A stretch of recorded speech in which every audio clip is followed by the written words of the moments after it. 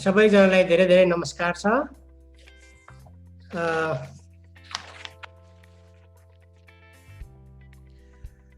सन् 2006 को सेप्टेम्बर महिनामा सुदूरपूर्वी नेपालको ताप्लेजुङ जिल्लाको घुन्सा गाउँ नजिक एउटा पहाडमा ठोकिएर रुसी MI-17 हेलिकप्टर दुर्घटना हुँदा नेपालको प्रगति संरक्षणमा कैयौं वर्षदेखि जुटेका धुरन्धर व्यक्तित्वहरूको निधन भएको थियो। त्यसमा एकजना थिए डाक्टर चन्द्र गुरुङ। उनी त्यसबेला विश्व वन्यजन्तु कोष नेपालको प्रमुखका रूपमा कार्यरत थिए। व्यावसायिक सफलताको एकपछि अर्को सोपान चढ्दै गरेका चन्द्रको भविष्यले पनि आज ठुलो सम्भावना बोकेको थियो, जसलाई त्यस दुर्घटनाले अचानक छटाइदियो।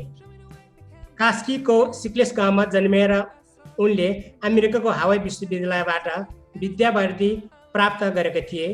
वातावरण संरक्षणलाई कार्यक्षेत्र बनाएर आफूलाई नौलो उचाइमा स्थापित गरेका डाक्टर गुरुङको गतिशीलता कसैको लागि ईर्ष्याको विषय थियो भने कसैको लागि एउटा अजस्र प्रेरणाको स्रोत। मिजासिला, कर्मठ र ऊर्जाशील चन्द्र गुरुङको जीवनबारे सुन्न आज हामी सबै यहाँ भेला भएको छौँ। हजुरहरूको समयको व्यस्तताको कारणले यहाँहरू हामीमा जोडिन आउनु भएकोमा हामी धेरै आभारी छौँ। Namaste, ladies and gentlemen, friends and relatives. A very good morning, a good afternoon, and good evening. In the last days of the monsoon on 23rd September in 2006, a helicopter crash in Nepal's eastern hills claimed some of the country's best personalities, including the charismatic conservationist Dr. Chandra Gurung. Since then, the Chandra Gurung Conservation Foundation has been celebrating his birthday. Today, the CGCF is grateful to each and every one of you for joining us from different parts of the world. Despite your busy schedules, we are very grateful to our speakers who have kindly agreed to share about their vivid moments with this charismatic person for the next 2 hours. Now, I would like to request Tara Guru, Chair of Chandra Gurung Conservation Foundation, for his welcome remarks. Thank you, Homji. सबैजनालाई नमस्ते, अभिवादन। आजको यो सहभागितालाई मध्यनजर गर्दै मैले चाहिँ नि अंग्रेजी र नेपाली दुवै भाषाको प्रयोग गर्न चाहन्छु। Namaste everyone. Given the mix of audience today, I will be using both Nepali and English languages simultaneously. I'll keep my statement very brief. सर्वप्रथम म यहाँहरु सबैलाई चन्द्र गुरुङ संरक्षण प्रतिष्ठान, जसलाई अंग्रेजीमा चन्द्र गुरुङ कन्जर्भेसन फाउन्डेसन र छोटोमा हामीले CGCF भन्छौं, CGCF ले अर्गनाइज यो जुन आयोजना गरेको डाक्टर चन्द्र गुरुङको स्मृति कार्यक्रममा यहाँहरु आइदिनु भएकोमा यहाँलाई धेरै धेरै धन्यवाद दिँदै म स्वागत गर्न चाहन्छु। देश विदेशबाट यतिका धेरै साथीहरु, सपोर्टर्सहरु आफ्नो व्यस्तताको बावजुद पनि आज हामीसँग जुम र फेसबुक लाइभमा जोडिनु भएको छ। त्यसको लागि म र CGCF कृतज्ञ। And thank you all for accepting our invitation and making the time to join us today to celebrate and remember Dr. Chandra Gurung. It is really very, very humbling to see so many friends and supporters from across the globe. CGCF has been commemorating Dr. Chandra's birthday since its inception in 2007. We organized guided nature walks, guided heritage walk, talk programs, and the like in the past. This year, the deadly COVID opened up the opportunity to bring in friends, not only and internationally, truly depicting the character of our charismatic leader, Dr. Chandra, who would have turned 71 this December. CGCF ले आफ्नो स्थापना कालदेखि नै वार्षिक रूपमा विभिन्न कार्यक्रम गरेर डाक्टर चन्द्रको जन्मदिन मनाउँदै आइराखेका छौं। यो वर्ष कोभिडको कारणले जुन सम्भावनाहरू खोलिदिएको छ त्यसको प्रयोग गर्दै हामीले काठमाडौँबाट मात्र नभएर देश विदेशबाट पनि यहाँहरू सबैलाई निम्त्याउन पाएका छौं। यहाँहरू सबैको सहभागिताको लागि हामी पुनः पनि धेरै धेरै धन्यवाद दिन चाहन्छौं।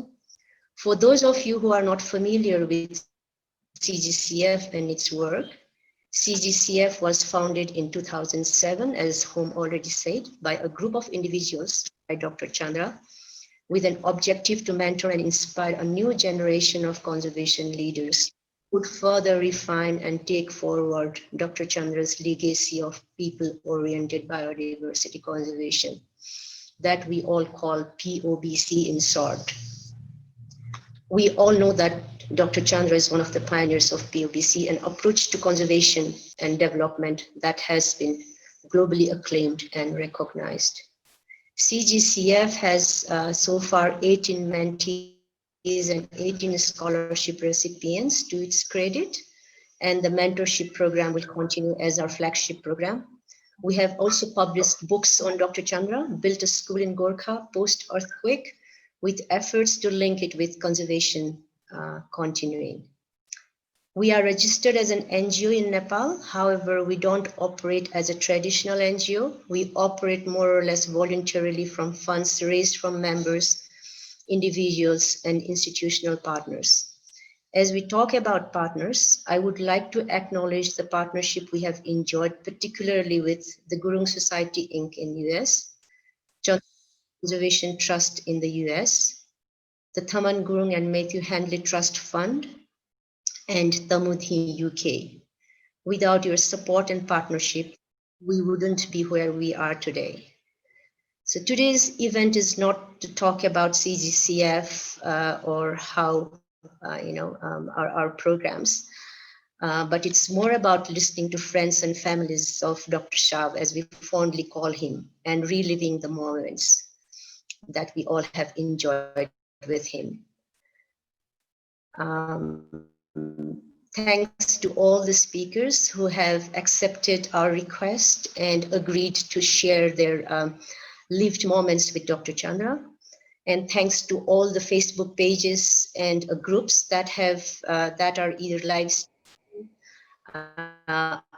or be sharing the live streamed pages. And let us all enjoy, relive the moment, and celebrate what Dr. Chandra was all about and is.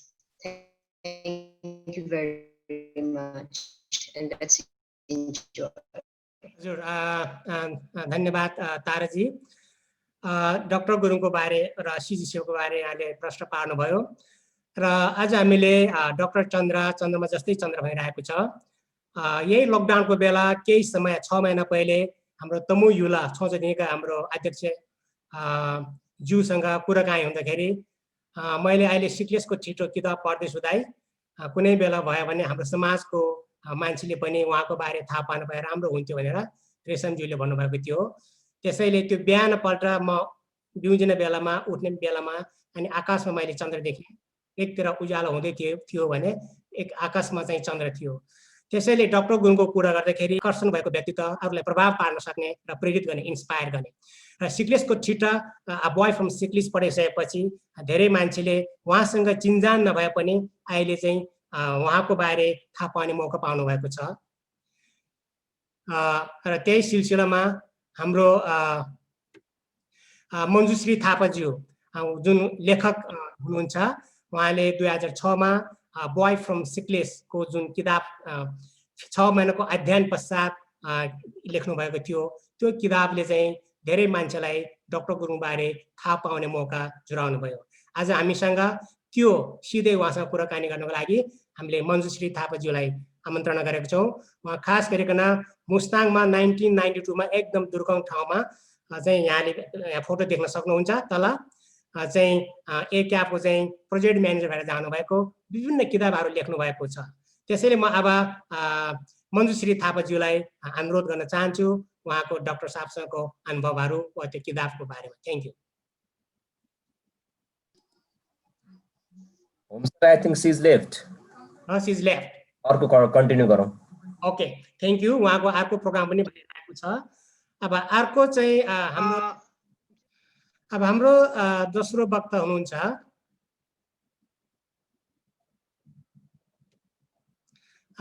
सुन्दर गुरुङ। सुन्दर सर चाहिँ कास्कीको भदुरे तामागी गाउँबाट आउनु भएको र हाल चाहिँ पोखरा महानगरपालिका 23 नम्बर वडा पर्छ।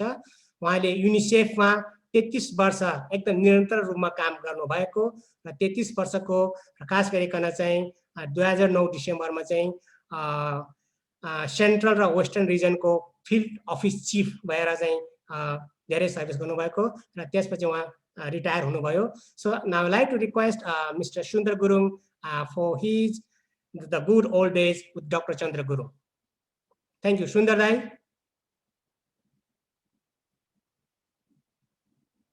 हेलो सुन्दर दाई.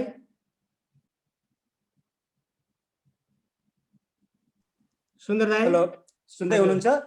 हजुर हजुर. सुन्नुहुन्छ? सुन्छ दाई. ओके, धन्यवाद. CGCF का अध्यक्ष ताराजी, होमजी र आज यो चन्द्रजीको सम्झनामा आयोजित कार्यक्रममा सहभागी भइरहनु भएका सम्पूर्ण प्रबुद्ध महानुभावहरू, यो 7-8 मिनटको समयमा चन्द्रजीसँग भएको अनुभवको कुराहरू केही चाहिँ राख्नको लागि, सम्झना सेयर गर्नको लागि जुन अनुरोध चाहिँ गर्नुभएको चाहिँ छ, यो ओके, यो चाहिँ अवसरको लागि म आयोजकप्रति आभार व्यक्त गर्न चाहन्छु. 5 मिनट पछि चाहिँ यसो 5 मिनट पुगेको चाहिँ सङ्केत गरिदिनु भयो भने म आभारी हुने थिएँ. मूल रूपमा मैले मेरो चन्द्रजीसँग मेरो सम्झना अथवा चन्द्रजीको करिश्माको बारेमा चाहिँ नि कुरा गर्दाखेरि 3-4 वटा कुराहरू. पहिलो मेरो भेट कस्तो भयो, त्यसपछि हाम्रो युवा अवस्थाको हाम्रो क्रियाकलापहरू र खास गरिकन प्रोफेसनल जीवनमा उहाँसँग हामीले केही काम गरेको चाहिँ होइन, तर हाम्रो आत्मीय मित्रताको कारणले हाम्रो प्रोफेसनल अनुभवहरू, खास गरिकन सुख दुःखको र उपलब्धिको कुराहरू चाहिँ सेयर गर्ने गरिन्थ्यो. त्यसको आधारमा र पारिवारिक जीवन, यी 3-4 वटा कुरामा आधारित रहेर मलाई सम्झनामा भएको अथवा मलाई इम्प्रेसन चाहिँ परेको जुन कुरा म चाहिँ सम्झिरहन्छु चन्द्रजीको गुणहरूको बारेमा, त्यस बारेमा म थोरै यहाँसँग चाहिँ सेयर गर्न चाहन्छु. चन्द्रजीसँग मेरो मित्रता झन्नै 38-39 वर्षको रह्यो र म आफ्नो आइएससीको जाँच सिद्धिएर त्यो आइएससीको रिजल्ट आउने बेलामा 4-5 महिना पोखराको एउटा होटलमा काम गर्दै थिएँ. त्यही बेलामा चन्द्रजीसँग चाहिँ भेट भएको हो र भेट हुँदाखेरि पहिलो भेटमा नै म उहाँको फिजिकल स्ट्रेचरदेखि नै बडा अनौठो जस्तो प्रभावित चाहिँ भएको थिएँ. त्यो कस्तो थियो भने दुब्लो मान्छे, अग्लो, सेतो दाँत, हँसिलो अनुहार, एक किसिमको आकर्षक व्यक्तित्व लाग्थ्यो. र एकछिन भलाकसरी हुँदै उहाँसँग हातमा चाहिँ किताब कपी पनि थियो र उहाँको कपी मैले देखेपछि असाध्यै राम्रो ह्यान्डराइटिङ देखेर मैले चाहिँ ओहो, तिम्रो ह्यान्डराइटिङ त एकदम राम्रो रहेछ नि भनेर भन्दाखेरि चाहिँ उहाँ निकै खुसी हुनुभएको जस्तो पनि लाग्थ्यो. आफ्नो ह्यान्डराइटिङ राम्रो छ भनेर चाहिँ अरू कसैले प्रशंसा गरेका थिएन, तर मलाई चाहिँ साँच्चै नै आकर्षण लाग्थ्यो. मैले त्यो कुरा गर्दाखेरि चन्द्रजी अलिकति फुरुङ्गै भएको जस्तो थियो र त्यो बेलादेखि नै हाम्रो मित्रताको चाहिँ एउटा केमिस्ट्री करिब राम्रै भएको जस्तो चाहिँ लाग्यो. र त्यही काम गर्ने सिलसिलाको केही समयपछि म एक दिनको लागि गाउँ जानुपर्ने थियो. अनि मैले साथी खोजिराख्दाखेरि यसो सम्झेँ चन्द्रजीलाई जान सकिन्छ कि भनेर चाहिँ कुरा गरेको चाहिँ एकदम सहर्ष स्वीकार्नुभयो. त्यसपछि हामी दुईजना एक दिन लामो बाटोमा हिँड्दाखेरि र भोलि फर्कँदाखेरि 2 दिनको भलाकुसारीमा हाम्रो आत्मीयता झन् बढ्यो. तर त्योभन्दा बढी म उनीसँग प्रभावित के भयो भने मेरो घरमा पुगेपछि चन्द्रलाई त मैले त्यति साह्रो उनको स्वभावको बारेमा थाहा थिएन, तर त्यहाँ मेरो चाहिँ आमा बुवासँग जुन किसिमको एउटा रेस्पेक्ट चाहिँ उसले दियो र उहाँसँगको चाहिँ एउटा कन्भर्सेसनमा जसरी ऊ इङ्गेज भयो, त्यो क्वालिटी त मसँग थिएन. एउटा नयाँ मान्छेसँग आफूभन्दा ठुलो मान्छेहरूसँग त्यो इन्गेज हुने चाहिँ क्वालिटी देखेर चाहिँ म असाध्यै प्रभावित भएको थिएँ। त्यसपछि निरन्तर करिब 38-39 वर्षसम्म हाम्रो मित्रता कायम चाहिँ रह्यो र खास गरी हाम्रो मित्रता कायम हुने क्रममा नै हामी छोटो समयको लागि रुममेट पनि भएर बस्यौँ। पछि उहाँले आफूले काम गरेको ठाउँमा क्वार्टर पाएपछि चाहिँ सर्नुभयो र हामी त्यो युवा अवस्थामा खास गरिकन हाम्रो हबी प्यासन भनौँ के लहरमा भनौँ धेरै युवाहरूको क्रियाकलापमा चाहिँ युवा क्रियाकलाप भन्नाले चाहिँ खास गरिकन स्पोर्ट्स इभेन्ट र अरू सोसियल इभेन्ट्समा धेरै हाम्रो चाहिँ उठबस हुन्थ्यो र एक किसिमको व्यापक क्षेत्रमा इन्ट्रेस्ट भएको जस्तो र चाहिँ तर झनै झनै jack of all trade master of none भने जस्तै हामी फुटबल खेल्थ्यौँ, भलिबल खेल्थ्यौँ, बास्केटबल खेल्थ्यौँ, टेबल टेनिस खेल्थ्यौँ, ब्याडमिन्टन खेल्थ्यौँ, क्रिकेट खेल्यौँ, टेनिस खेल्यौँ। एवं गर्दाखेरि चाहिँ पछिल्लो प्रोफेसनल लाइफमा हामी गल्फ पनि खेल्यौँ र अनि सोसियल प्रोग्रामहरू कहिले ड्रइङ्सको कहिले नाचगानको यस्तै कुराहरूमा चाहिँ हामी एकदम इन्भल्भ भइरहेको थियौँ, इङ्गेज भइरहेको थियौँ। तर यी सबै कुराहरूबाट मैले चन्द्रबाट के सिकेँ र उसको प्रोफेसनल के सिकेँ भन्दा पनि कस्तो इम्प्रेसन लिएँ र त्यसबाट जे इम्प्रेसन पाएको थियो उसको प्रोफेसनल लाइफमा त्यसको के सम्बन्ध चाहिँ छ र पारिवारिक जीवनमा के सम्बन्ध छ भन्ने कुरा चाहिँ मैले हेर्दाखेरि मलाई भएको इम्प्रेसन चाहिँ चन्द्रको मौलिकता भनेको नै ऊ एकदम मिलनसार मान्छे हो, नयाँ नयाँ कुरा बुझ्न चाहने एकदम तीव्र चाहना राख्ने मान्छे हो र त्यो बुझ्ने चाहने क्रममा चाहिँ आफूले नबुझेको, आफ्नो विज्ञता नभएको, आफ्नो अनुभव नभएको कुराहरू म एकदम आफ्नो आत्मसम्मानलाई पनि ठेस नहुने र अरूको भनाइमा जजमेन्टल नहुने किसिमले एकदम सिरियसली इङ्गेज हुन सक्ने त्यो क्षमता चाहिँ मैले चन्द्रकोमा चाहिँ प्रचुर मात्रामा चाहिँ देख्छु। अनि त्यसपछि त्यो इङ्गेज हुने क्रममा उसले जे नयाँ कुरा नवीन कुराहरू केही भेटायो भने, केही कुराहरू चाहिँ भेटायो भने उसले डाइरेक्टली रिलेट चाहिँ केमा गर्थ्यो भने आफ्नो एमसँग रिलेट गरेर त्यसलाई कहाँ प्रयोग गर्न सकिन्छ भन्ने कुरामा चाहिँ उसले सोच्थ्यो र जे चाहिँ उसले भेटायो त्यसलाई प्रयोग गर्ने कुरामा चाहिँ ऊ निकै डिलिजेन्टली मेहनत गर्थ्यो। त्यो किसिमको नेचर उसको व्यक्तिगत जीवनमा पनि देखेँ मैले र उसको प्रोफेसनल लाइफमा पनि भएको जस्तो चाहिँ मैले चाहिँ पाएँ। अनि उसको एमसँग भने के हो भन्ने कुरामा मैले दुईटा कुरा पाएँ र उसको मौलिक कुरामा जुन उसको मौलिकपना थियो त्यो मौलिकपनाको चाहिँ नर्चर गर्ने काम सानै उमेरदेखि उहाँको आमाको ठुलो प्रभाव भएको अनुभूति उहाँसँग चाहिँ बारम्बार कुरा हुँदाखेरि चाहिँ म बुझ्छु भने उसको एउटा एम सेट गर्ने कुरामा चाहिँ बुवाको चाहिँ ठुलो हात थियो। त्यो एम भनेको ठुलो मान्छे हुने। तर ठुलो मान्छे के हो त्यति प्रष्ट त चन्द्रलाई भएको जस्तो मलाई लाग्दैन उसको सुरुवाती दिनमा। तर उसको दिमागमा चाहिँ त्यो बडा गहिरोसँग चाहिँ थियो कि ठुलो मान्छे हुनुपर्छ भन्ने कुरा चाहिँ थियो। तर जीवनको समय अगाडि बढ्दै जाँदा, अनुभव खारिँदै गर्दा उसको जीवनको लक्ष्य ठुलो मान्छे हुने त्यो परिभाषा पनि क्रमिक रूपले फेर्दै गर्दै गएको जस्तो चाहिँ मलाई त्यो अनुभूति चाहिँ हुन्छ। र खास गरिकन चन्द्रको जीवनमा उनको व्यक्तित्व बन्ने कुरामा 4-5 वटा कुराहरू अत्यन्तै महत्त्वपूर्ण किसिमले भएको म पाउँछु। एक, उसको आमा बुवाको चाहिँ नर्चरिङमा ज्यादै ठुलो गहिरो चाहिँ प्रभाव छ। दोस्रो, ऊ चाहिँ गुरुङ समुदायको कल्चरबाट अत्यन्तै प्रभावित भएको उसको चाहिँ जीवन छ।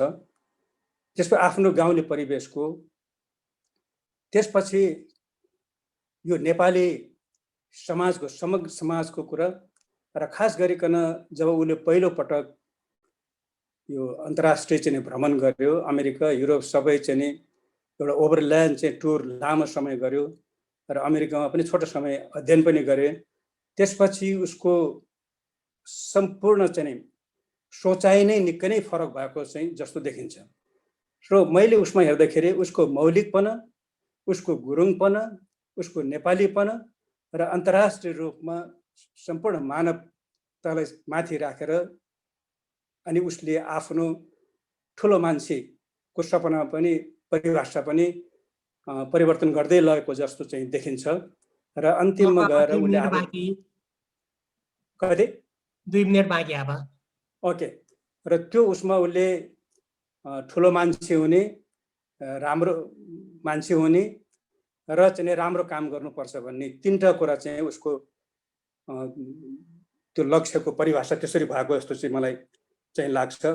र यही क्रममा चाहिँ नि उ चाहिँ जै कुरामा जाँदाखेरि पनि उसले महत्त्वपूर्ण कुरा देखेको चाहिँ नि यो मित्रताको कुरा उसले चाहिँ र मित्रताको नेटवर्क सञ्जाल फैलाउने कुरामा माहिर हुनुहुन्थ्यो र यो डाइभर्सिटीलाई चाहिँ नि इम्ब्रेस गर्ने कुरा उसले ज्यादै महत्त्व दिन्थ्यो। र त्यसपछि यो इन्डिजिनियस नलेजको कुराहरू, ट्रेडिसनल प्र्याक्टिसेसहरूलाई चाहिँ नि असाध्यै महत्त्व राख्थ्यो र त्यसलाई पछि चाहिँ उहाँले खालि एउटा आफ्नो जीवनमा परिवर्तन ल्याउनको लागि, समुदाय परिवर्तन ल्याउन, देश परिवर्तन ल्याउनको लागि द मोस्ट इम्पोर्टेन्ट भनेको एजुकेसन हो। त्यसकारण उहाँ all the time education education education भन्नुहुन्थ्यो र त्यो एजुकेसन उसले आफ्नो परिवारमा, समुदायमा र चाहिँ देशमा पनि हुनुपर्छ भन्ने कुरा गर्नुहुन्थ्यो। सकेसम्म हायर एजुकेसन, क्वालिटी एजुकेसन र नभए कमसेकम एउटा चाहिँ लाइफ स्किल चाहिँ हुनुपर्छ भन्ने कुरा गर्नुहुन्थ्यो। र खास गरिकन चन्द्रलाई त्यो पहिलो विदेश भ्रमणपछि चाहिँ उहाँको कन्फिडेन्स अत्यन्तै राम्रोसँग चाहिँ अगाडि बढेको चाहिँ पाउँछु। र म खास गरिकन चन्द्रजीको चाहिँ सम्झनामा म चाहिँ के गर्न चाहन्छु भने यो धेरै कुराहरूको अन्तर्घुलन गर्ने क्रममा उसले सहजसँग त अन्तर्घुलन त गर्यो, तर यति छोटो समयमा उसले धेरै कुराहरूको चाहिँ अन्तर्घुलन गर्नु पर्दाखेरि केही कन्ट्राडिक्सनहरू पनि, अन्तर्विरोधहरू पनि भएको होला, केही समयले नभ्याएको होला, केही ऊ सचेत साथ नगरेको हुनाले उसलाई एउटा लाइफ लङ एउटा चाहिँ घातक परिणाम पनि चाहिँ भयो। त्यसमा खास गरिकन उसको व्यक्तिगत जीवनमा, वैवाहिक जीवनमा त्यो चाहिँ घातक चाहिँ भएको चाहिँ भयो जस्तो चाहिँ उसले त्यो अनुभव गर्छ। तर जेसुकै भए पनि कुनै पनि व्यक्तिलाई उसले व्यक्तिगत रूपमा ईर्ष्या, रिस कहिल्यै पनि आफ्नो सम्बन्ध राम्रो भए पनि नराम्रो भए पनि अरूको चाहिँ क्वालिटीको एप्रिसिएसन गर्ने कुरामा चन्द्र कहिल्यै पछि पनि परेको चाहिँ मलाई चाहिँ लाग्दैन। र मलाई लाग्छ उसको त्यही घातक कारणले गर्दाखेरि उस धेरै कुरामा सफल थियो, प्रभावशाली हुँदाहुँदै पनि आफ्नो व्यक्तिगत जीवनमा अलिकति दुःखद भयो। जीवनको पछिल्लो समयमा ऊ एउटा चाहिँ पारिवारिक जीवन राम्रोसँग बस्ने उसको चाहना एकदमै थियो, तर मिलाउन सकेन र अन्तिममा चाहिँ त्यो चाहना पुरा नहुँदाखेरि नै यो दुर्घटनाबाट चाहिँ उहाँको चाहिँ स्वर्गारोहण चाहिँ भयो।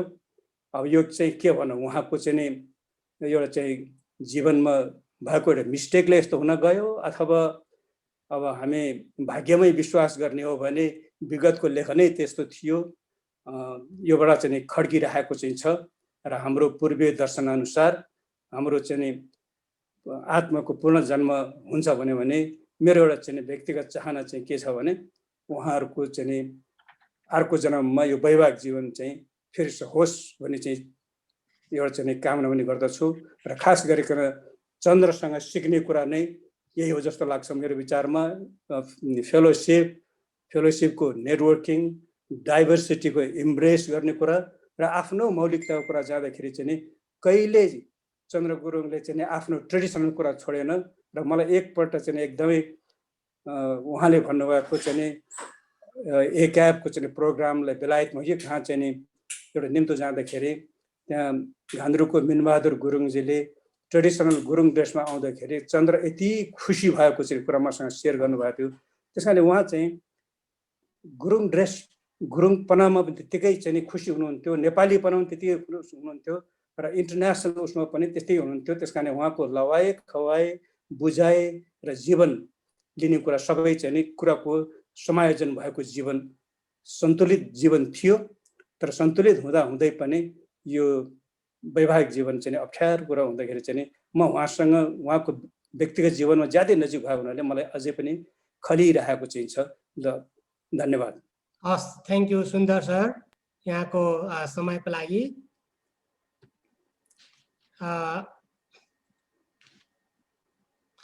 अब अर्को हाम्रो वक्ता हुनुहुन्छ डम्बर कुमारी गुरुङ।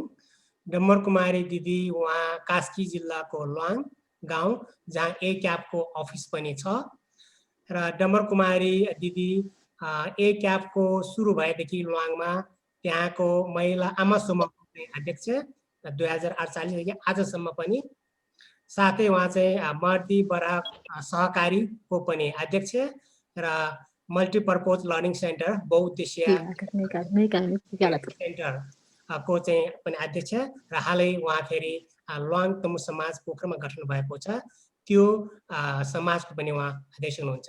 संरक्षणमा निरन्तर लाग्नुभएका हाम्रो डम्बर कुमारी दिदीको अनुभव र डाक्टर चन्द्रसँगको काम गरेको अनुभवहरू हामीसँग सेयर गर्नको लागि हार्दिक अनुरोध गर्दछु।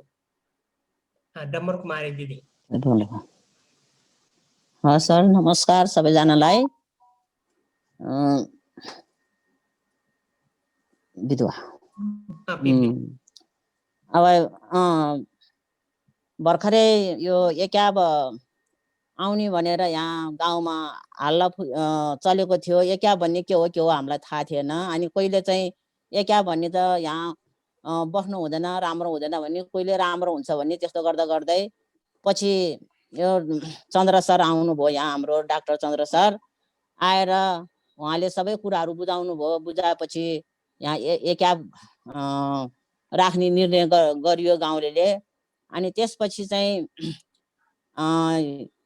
2048 सालमा चाहिँ उहाँको पालमा चाहिँ यहाँको आमा समूहलाई गठन गरिदिनु भयो। अनि आमा समूह गठन गरेपछि उहाँले चाहिँ जहिले पनि आमाहरू महिलाहरू अगाडि बढ्नुपर्छ, पुरुष मात्रै बढेर देशको विकास हुँदैन, गाउँको विकास हुँदैन भनेर उहाँ जहिले पनि त्यसो भन्नुहुन्थ्यो। अनि त्यसो भएर उहाँले गठन गरेपछि जहिले पनि आउनुहुन्थ्यो हाम्रो घरमा। हामी आमाहरूको घर घरमा पसेर के गर्नुभएको छ तपाईँहरू, के गर्नुहुन्छ भन्ने कुराहरू गर्नुहुन्थ्यो। अनि हामी यस्तो यसो गरेछौँ, यसो बसेछौँ भन्दाखेरि उहाँले महिला र पुरुष भनेको एउटा गाडाको दुईटा रथ हो, त्यसकारण चाहिँ पुरुष मात्रै अगाडि बढेर कहिले पनि देश बन्दैन, त्यसकारण चाहिँ महिला पनि सँगसँगै जानुपर्छ भन्ने उहाँले त्यो हामीलाई ज्ञान दिनुहुन्थ्यो। त्यो ज्ञान दिएर उहाँले चाहिँ आउँदाखेरि सधैँ मिटिङ गर्नुहुन्थ्यो। हामी आमाहरूलाई बोलाउनुहुन्थ्यो, नत्र हामी आमाहरू यो ठाउँको आमाहरू आन्द जस्तै थियो। उहाँले चाहिँ जहिले आए पनि हामीलाई आउनुहोस् आमाहरू, गुरुङ भाषै बोल्नुहुन्थ्यो जहिले पनि। ल यो आमा ल भनेर आफूले त्यसरी बोलाएर हामीलाई आफिसमा बोलाउनुहुन्थ्यो। जहिले पनि हामीलाई त्यो मिटिङमा सहभागी गर्नुहुन्थ्यो। अनि उहाँले चाहिँ यसरी हाम्रो त्यो बेलामा यस ठाउँमा टोयलेटहरू पनि थिएन। यसरी टोयलेटहरू नहुने यस्तो ठाउँमा यसरी टोयलेटहरू भएन भने हामी रोग बढी हुन्छ, तपाईँहरूले टोयलेटको पनि व्यवस्था गर्नुपर्छ भन्नुहुन्थ्यो। अनि रुख बिरुवाहरू पनि नहुने, रुख बिरुवाहरू नि रोप्नुपर्छ भनेर उहाँले सिकाउनुहुन्थ्यो। हामी त्यो बेलामा चाहिँ दाउरा घाँस गर्न चाहिँ माथि लेखमा एक दिन लागेर जान्थ्यौँ। अनि दाउरा घाँस ल्याउँथ्यौँ। अनि उहाँले यसरी खल्सा खल्सीमा सबैमा रुख रोपा, घाँस बुटा रोप भनेर सिकाएपछि हामी 5-6 वर्षपछि हामी त्यो लेखमा नि जानु परेन, हामी सबै गाउँमै हामीलाई निस्तारा भयो। अनि उहाँले चाहिँ उहाँ डाइरेक्टर हुँदाखेरि महिलाहरू पनि अगाडि बढ्नुपर्छ भनेर हाम्रो दिव्या बहिनी, तारा बहिनीहरू जस्ताहरूलाई पनि यो ठाउँमा ल्याएर कार्यालय प्रमुख पनि गर्नुभयो। मिटिङमा ल्याएर हामीलाई यो कुरा गर्नुपर्छ है तपाईँहरूले भनेर सिकाउनुहुन्थ्यो। अनि उहाँले जहिले पनि यसरी हाम्रो गुरुङ जातिमा के हुन्थ्यो भने एउटाको घरमा भएको चिज एउटालाई दिने एउटालाई भएको चिज यसरी अर्कोलाई दिने चलन थियो। उहाँले के सिकाउनुहुन्थ्यो भने हाम्रो त्यो चलन अहिले हटाउनु पर्छ। त्यो चलन हटायो भने यो के अरे हामी अगाडि बढ्न सक्छौँ र सक्दैनौँ। जे गरे पनि तपाईँहरूले करेसबारी गर्नुहोस्, सागसब्जी रोप्नुहोस्, 1-2 पैसा के अरे आम्दानी हो काम गर्नुहोस् भनेर सिकाउनुहुन्थ्यो। अनि फेरि गयो, फेरि आउनुहुन्थ्यो, फेरि त्यही कुरा गर्नुहुन्थ्यो। जहिले पनि हामीलाई त्यही कुरा दोहोऱ्याइ गरेर बल्ल हाम्रो महिला आमाहरू सबै हैन उहाँले भनेको कुरा त ठिक रहेछ भनेर हामी सबै त्यसमा लागेर हाम्रो यहाँको आमाहरूले के अरे कति विकास गरेको छौँ। त्यो अब उहाँको ज्ञानले गर्दाखेरि, उहाँले दिएको ज्ञानले गर्दाखेरि कति विकास गरेको छौँ यहाँको आमाहरूले। अब सबैलाई थाहा छ यहाँको आमाहरूकै नेतृत्वमा। हुन त बाहरूले पनि मद्दत गर्नुभयो। बाहरूले मद्दत भन्दा हाम्रै आमाहरू, यहाँको आमाहरूले चाहिँ रुख बिरुवा रोप्ने, टोयलेट बनाउने, अब यो बाटो घाटो सबै चिज चाहिँ यही आमाहरूको नेतृत्वमा बनेको छ। त्यसकारण चाहिँ उहाँको ठुलो योगदान थियो। अब के गर्ने हामीले भनेर भएन। उहाँ चाहिँ यसरी हामीबाट छुटेर जानुभयो। भए पनि अब मेरो त कुरा साह्रै धेरै छैन, मेरो मुख्य कुरा यिनीहरू नै हो। त्यसकारण चाहिँ उहाँले चाहिँ हामीलाई दिएको योगदान, उहाँले गरेको योगदान हामी कहिले पनि भुले छैनौँ, हामी सम्झिराख्छौँ। आज म यहाँ यसरी बोल्न पाउँदाखेरि सुखी पनि भएछु, दुखी पनि भएछु। के गर्ने उहाँको अब फेरि यो ठाउँमा यो धरतीमा उहाँले जन्म हुनु पाऊँ।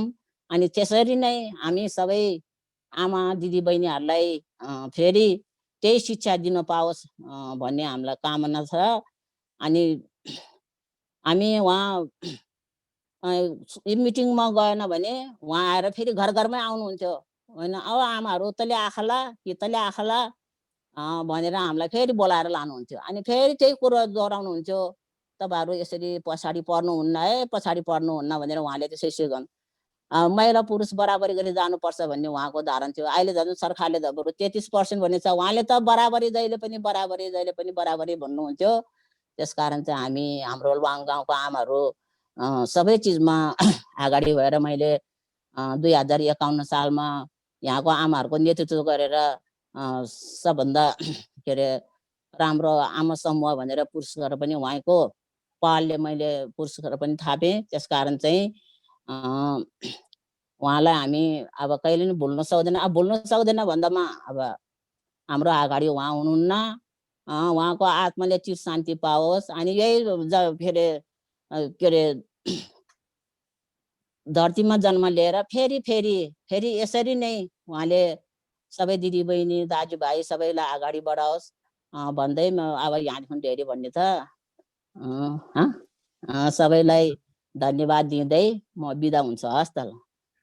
धन्यवाद डम्बर कुमारी दिदी, यहाँको एकदम प्रेरणादायी शब्दहरूको लागि। यहाँ आमा समूह भन्ने शब्द चाहिँ खास गरिकन ACAP-बाट हाम्रो NTNC र घान्द्रुबाट सुरु भएको हो।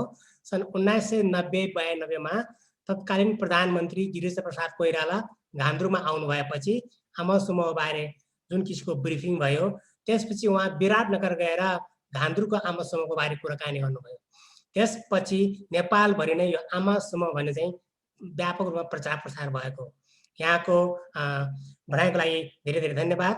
Thank you so much Dambar Kumari दिदी। And we now like to request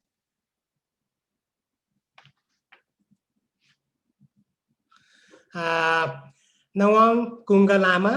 उहाँ चाहिँ लोमन्थाङको चाहिँ पहिला कन्जर्भेसन कमिटीमा सदस्य हुनुहुन्थ्यो र founder of the great compassion school, जहाँ इङ्ग्लिस टिबेटन लो भाषामा चाहिँ पढाइ हुन्छ। र हाल उहाँ चाहिँ लोमन्थाङ गाउँपालिका वडा नम्बर 5 को वडा अध्यक्ष हुनुहुन्छ।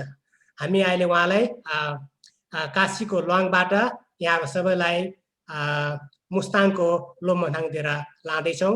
प्राविधिक कारणले गर्दाखेरि हाम्रो फेसबुक लाइभ हुन सकेको छैन, पछि युट्युबबाट हामी ब्रोडकास्ट गर्नेछौँ। अब यहाँको समयमा हाम्रो नवज्यूलाई चाहिँ अनुरोध गर्दछु यहाँको अनुभव मुस्ताङमा डाक्टर गुरुङसँग। नवाङ सर।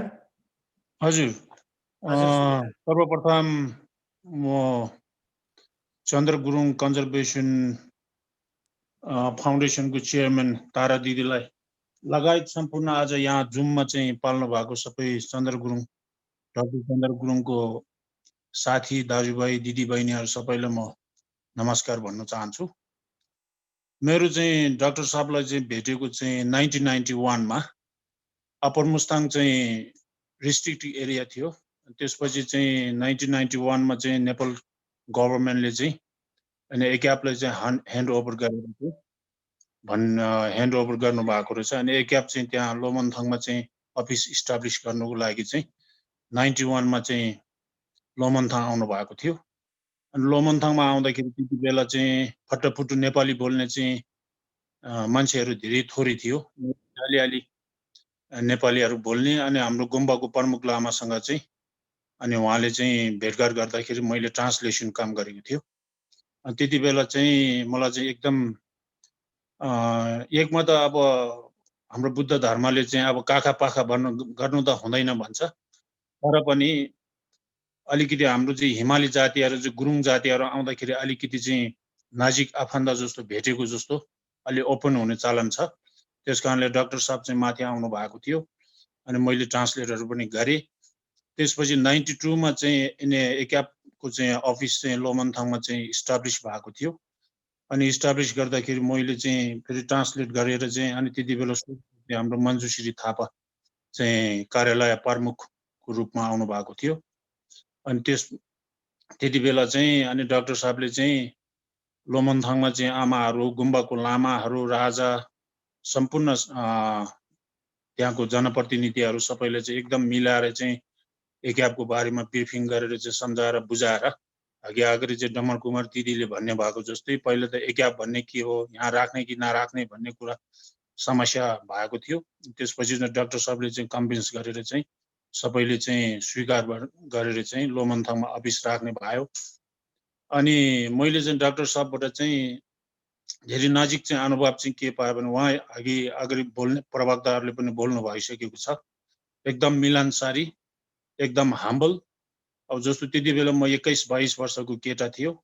अनि पोखरा आउँदाखेरि चाहिँ उहाँले चाहिँ फोन नम्बर, त्यति बेला मोबाइल भन्ने चलनहरू पनि थिएन, अनि अफिसको नम्बर दिएर जसरी पनि पोखरा आउँदाखेरि चाहिँ मलाई फोन गर्नुपर्छ, भेट्नुपर्छ है भन्ने। अनि हामी भेट्न जाँदाखेरि चाहिँ फोन आफैले उठाएर अनि तलको चाहिँ अफिसको गेटसम्म चाहिँ लिन आउने।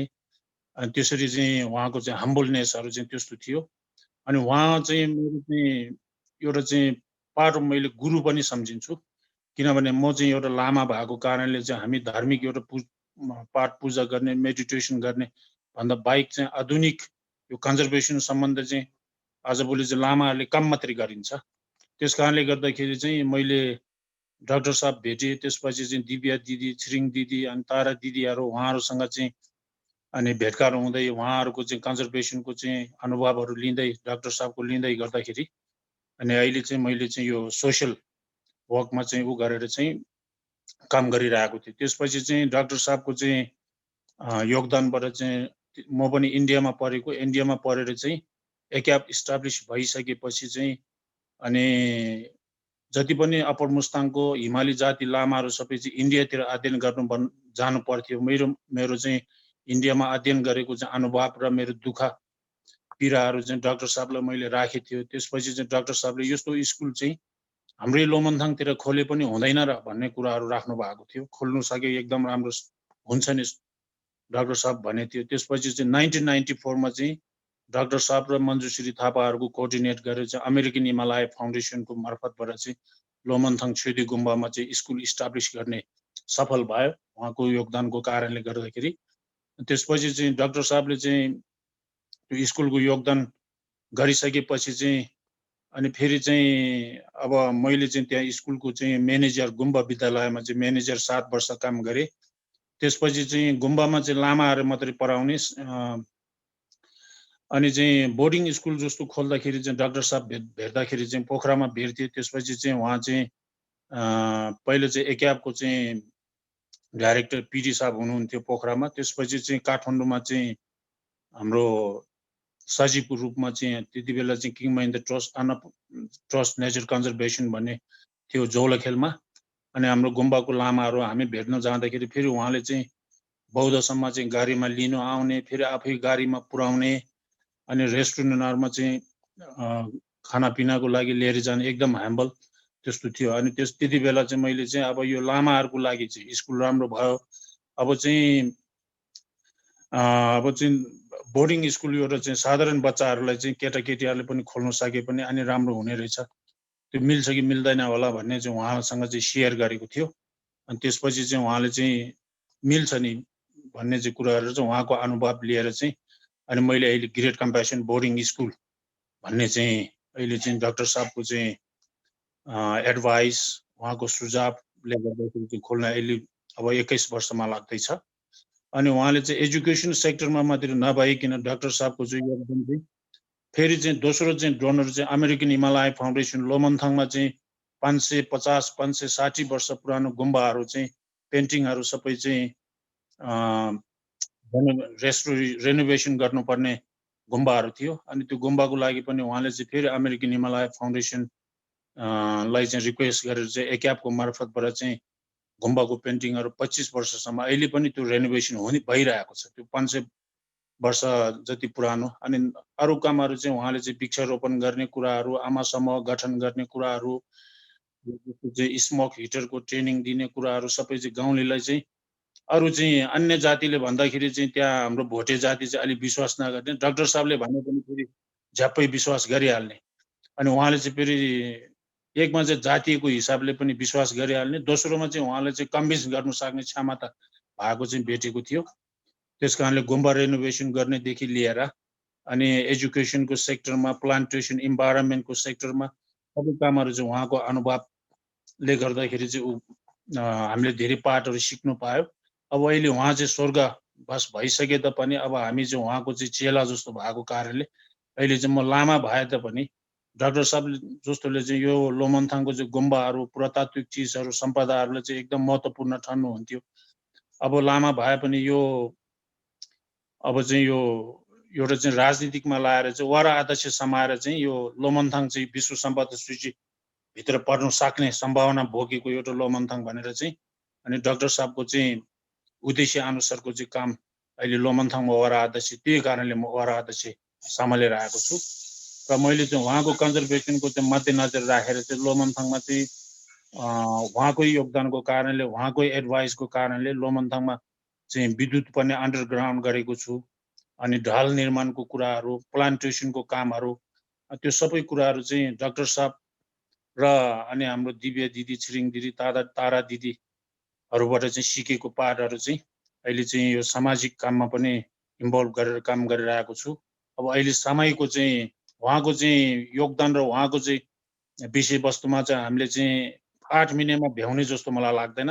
त्यही पनि आज चाहिँ उहाँको एउटा मेमोरियलको लागि चाहिँ पार्टिसिपेट गर्न पायो। धेरै साथीहरू चाहिँ कुनै 15 वर्ष नभेटेको, कुनै चाहिँ 10 वर्ष नभेटेको साथीहरूले पनि आज जुम मार्फत चाहिँ हेर्न मौका पायो भन्दै आज म यहाँबाट बिदा हुन चाहन्छु। धन्यवाद। हस्, धन्यवाद हजुरको भनाइको लागि। नेपाल सुन्दर, शान्त, विशाल छ भन्ने कुरा थाहा पाउनको लागि अप्पर मुस्ताङ गएपछि हिमाल तल देखिन्छ। त्यसैले मुस्ताङको जुन अनुभव यहाँले सुनाउनु भयो, हामी धेरै आभारी छौँ तपाईँको समयको लागि। Thank you so much for your inspiring talk with doctor Chandra Gurung.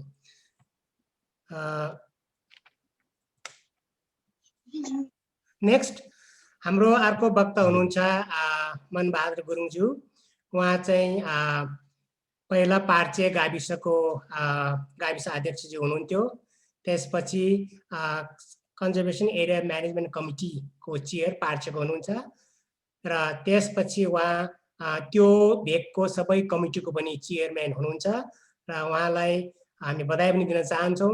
अहिले उहाँ कास्की जिल्ला गण्डकी प्रोभिन्सको चाहिँ मेम्बर अफ पार्लियामेन्ट हुनुहुन्छ। उहाँको अनुभव एकदमै लामो छ र उहाँ जुन अहिले हजुरले फोटो देख्नुहुन्छ यो सिक्लेस गाउँ र यो सन् 2014 मा चाहिँ UNDP इक्वेटेड इनिसिएटिभ प्राइज संसारभरिको चाहिँ 122 देशबाट 1231 एप्लिकेसन यो कम्पिटिसनको प्रोसेसमा जाँदाखेरि नेपालबाट कन्जर्भेसन एरिया म्यानेजमेन्ट कमिटी पार्टीले अवार्ड जितेको थियो UNDP को। र उहाँ बोल्नुभन्दा पहिले त्यो UNDP जुन चाहिँ हाम्रो Nobel peace prize winner vice president Al Gore, UNDP को अब administrator former prime minister of New Zealand Helen Clark लगायत 2600 मान्छेले न्युयोर्कको लिङ्कन सेन्टरमा देखाएको भिडियो यहाँलाई सेयर गर्न चाहन्छु र त्यसपछि उहाँ बोल्नुहुन्छ।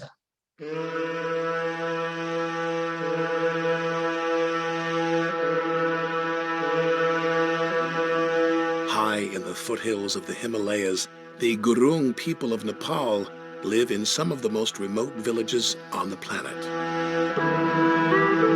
Nearly everything brought here must be carried by foot, several miles up and down the steep terrain. Heavy monsoon rains, flash floods, and frequent landslides make the construction of roadways and power grids nearly impossible. 10-15 वर्ष बीचमा तपाईको ठुलो परिवर्तन भएको मैले मेरै आफ्नै आँखाले देखेको छु।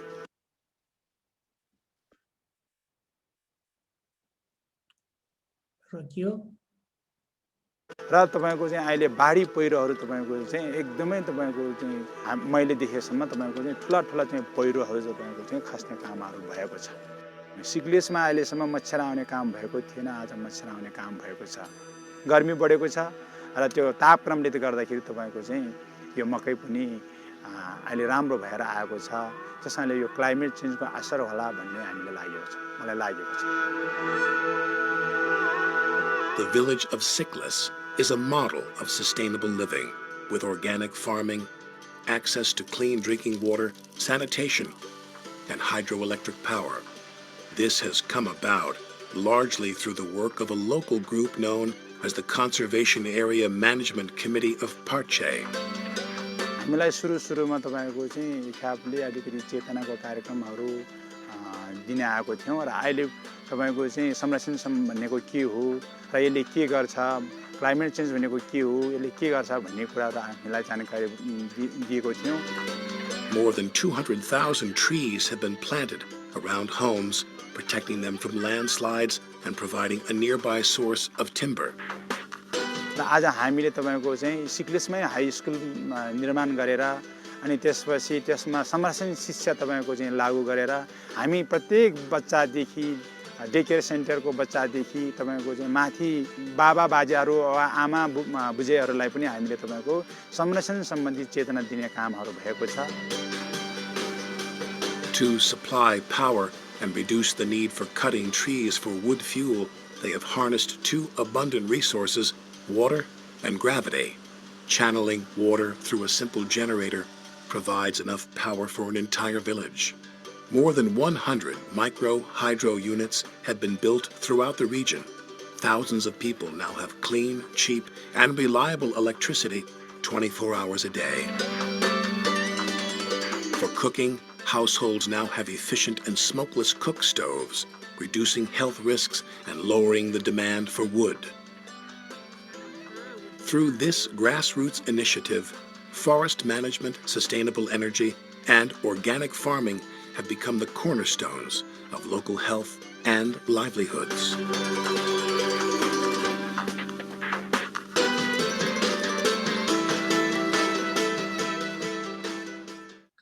अब माननीय मनबहादुरज्यूलाई विकास, संरक्षण, दिगो विकास र डाक्टर चन्द्रको योगदान आदि बारे केही भनाइ राख्दिन अनुरोध गर्दछु। धन्यवाद सबैलाई। नमस्ते डाक्टर साहब। डाक्टर चन्द्र गुरुङ संरक्षण फाउन्डेसन का अध्यक्षज्यू, यो कार्यक्रममा उपस्थित सम्पूर्ण विद्वत वर्गहरुमा मेरो तर्फबाट नमस्कार छ। आज डाक्टर चन्द्र गुरुङ को बारेमा जुन कार्यक्रमहरू गर्न गइराखेको छ। म सर्वप्रथम डाक्टर चन्द्र गुरुङप्रति हार्दिक श्रद्धाञ्जली अर्पण गर्न चाहन्छु र उहाँको परिवारप्रति हार्दिक समवेदना प्रकट गर्न चाहन्छु। मलाई मैले डाक्टर चन्द्र चिनेको, बुझेको वा देखेको नाताले धेरै नजिक भए तापनि मैले अलिकति 17-18 वर्षको उमेरदेखि मात्र उहाँसँग भेट्ने, उहाँसँग देख्ने, चिन्जान हुने एउटा मौका पाएको थियो। सुरुमा डाक्टर चन्द्र भन्ने कुरा त पछि थाहा भयो। कंजा लागेर खाइमरो भन्थ्यो। कंजा लागेर खाइमु भनेपछि उहाँको एउटा बाबा धर्मथरको मुखिया थियो वा सिक्लेसकै मुखिया थियो। डाक्टर चन्द्र साहब आएपछि उहाँको बाबाले बाजा गाजा सहितको तल चौतारीबाट, गाउँको मुनिको चौतारीबाट बाजा बजाएर आउँथ्यो र हामी सबै हेर्न जान्थ्यौँ। को होला डाक्टर चन्द्र भन्दाखेरि गोराहरूको बीचमा अग्लो अग्लो, कालो कालो, अघि नै हाम्रो सुन्दर दाइले भने जस्तै सेतो दाँत देखाएर त्यहाँ ताना छाडी मुवा भनेर गुरुङ भाषा बोल्दै आउँथ्यो। सिक्लेसमा आएपछि उसले सधैँभरि गुरुङ भाषा मात्रै बोल्ने गर्थ्यो र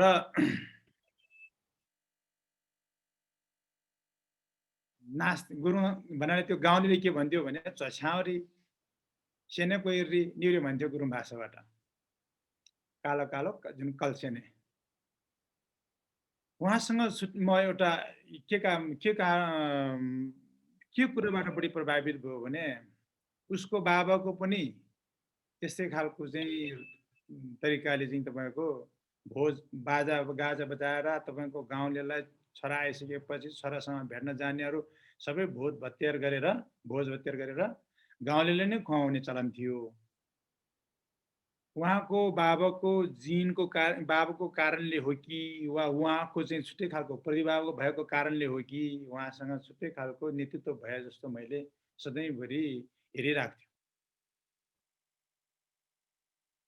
पछि धेरै पटक जब डाक्टर चन्द्र आउँछ बाजा गाजा सहितको साथ तपाईको गाउँमा पस्ने गर्थ्यो, भोज भत्यार गर्थ्यो। पछि 45-46 वा आजभन्दा 30 वर्ष अगाडि 31 वर्ष अगाडि प्रमद कन्जदिम आफिस पाइ खाइमरो भन्ने हुन्थ्यो। आफिस ल्याएको छ भनेको थियो। तर आफिसमी पाइमु प्रमद चाहिँ मी आफिसमी पाइमु भनेको छ। तर सिथोल्या पिरो चिथोल्या पिरो न्याउतिर खैलबा फुर्गथोल्या पिरो भन्थ्यो। दाउरा काट्न पनि दिँदैन, घाँस काट्न पनि दिँदैन, भोजो काट्न पनि दिँदैन। अब हामी त के गर्ने? गोठको सारतामा खैलबा, घरको चाहिँ दाउरा कसो गर्ने, परलको टौवा कसरी के गर्ने, भडो चाहिँ आचम्मको कुरा ल्यायो त मुखिया छोराले त भनेर गाउँलेहरू सारा तपाईको चिन्तित हुन्थ्यो। त्यसपछि के हो यो त बडा आचम्मको कुरा आयो भनेपछि उहाँसँग सोध्ने गरेपछि उहाँले बडो मिठोसँग कुरा गर्थ्यो कि छियाथुत भुबे आइनी छियाथुत भुबे आइनी सी संरक्षण लदु सिदिउ सिमने थोदु सिदिउ छिमने थोदु झडभाबे आलदु भ्यो केमा कल्चर संरक्षण लदु सिजतो संरक्षण लदु सिदिउ होता न मास्तियल खाइ तीन मने आइनी भनेले त्यही थिएन हो केमा पछि लाइरे थिएन हो कहीँ लाइरे थिएन हो भनेर भन्थ्यो। हाम्रो लागि मात्रै होइन छोराछोरीको लागि साँचेर राख्नु, नातिपनातिको लागि साँचेर राख्नुहोस्। हामीले यही प्रथाले यही ढङ्गले तपाईको दाउरा काट्दै गयो भने हामी पछि मरुभूमि हुन्छ। त्यसैले चाहिँ संरक्षण गर्नुपर्छ। यो आफिस पाइ खाइमु केमा सियाथुत भवानी तर छ्याथुत भवानी टौत आथुत भुतानी प्रफुर्का आथुत भुतानी भनेर उहाँले चाहिँ यसरी भनेर हाँसेर भन्ने गर्थ्यो। उहाँसँग रिस भनेको थिएन जस्तो मलाई लाग्छ। र उहाँ अहिले म अहिले यसो सम्झिन्छु, उहाँ मुखियाको छोरा पनि हो, बाउ मुखिया पनि हो। उहाँसँग एउटा यस्तो खालको थियो कि साँच्चीकै अहिले म सोचिरहेको छु गणतन्त्र लोकतन्त्र आजभन्दा 30 वर्ष अगाडि एख्यापले ल्यायो कि भन्ने लाग्थ्यो। एख्याप भन्ने थाहा थिएन हामीले त्यो बेला, अफिस भन्थ्यो। त्यसैले त्यो अफिस आइसकेपछि उहाँले क्यामेसी थु ले तति लोने लौ ले तति नि खेल आयो, पुवा काट्नु पाएको छैन, उन काट्नु पाएको छैन यो आँधेरोमा।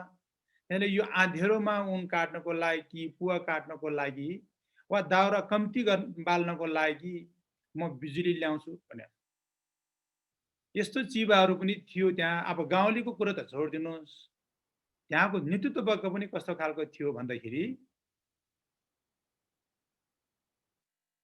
ओए कन्जा चिजो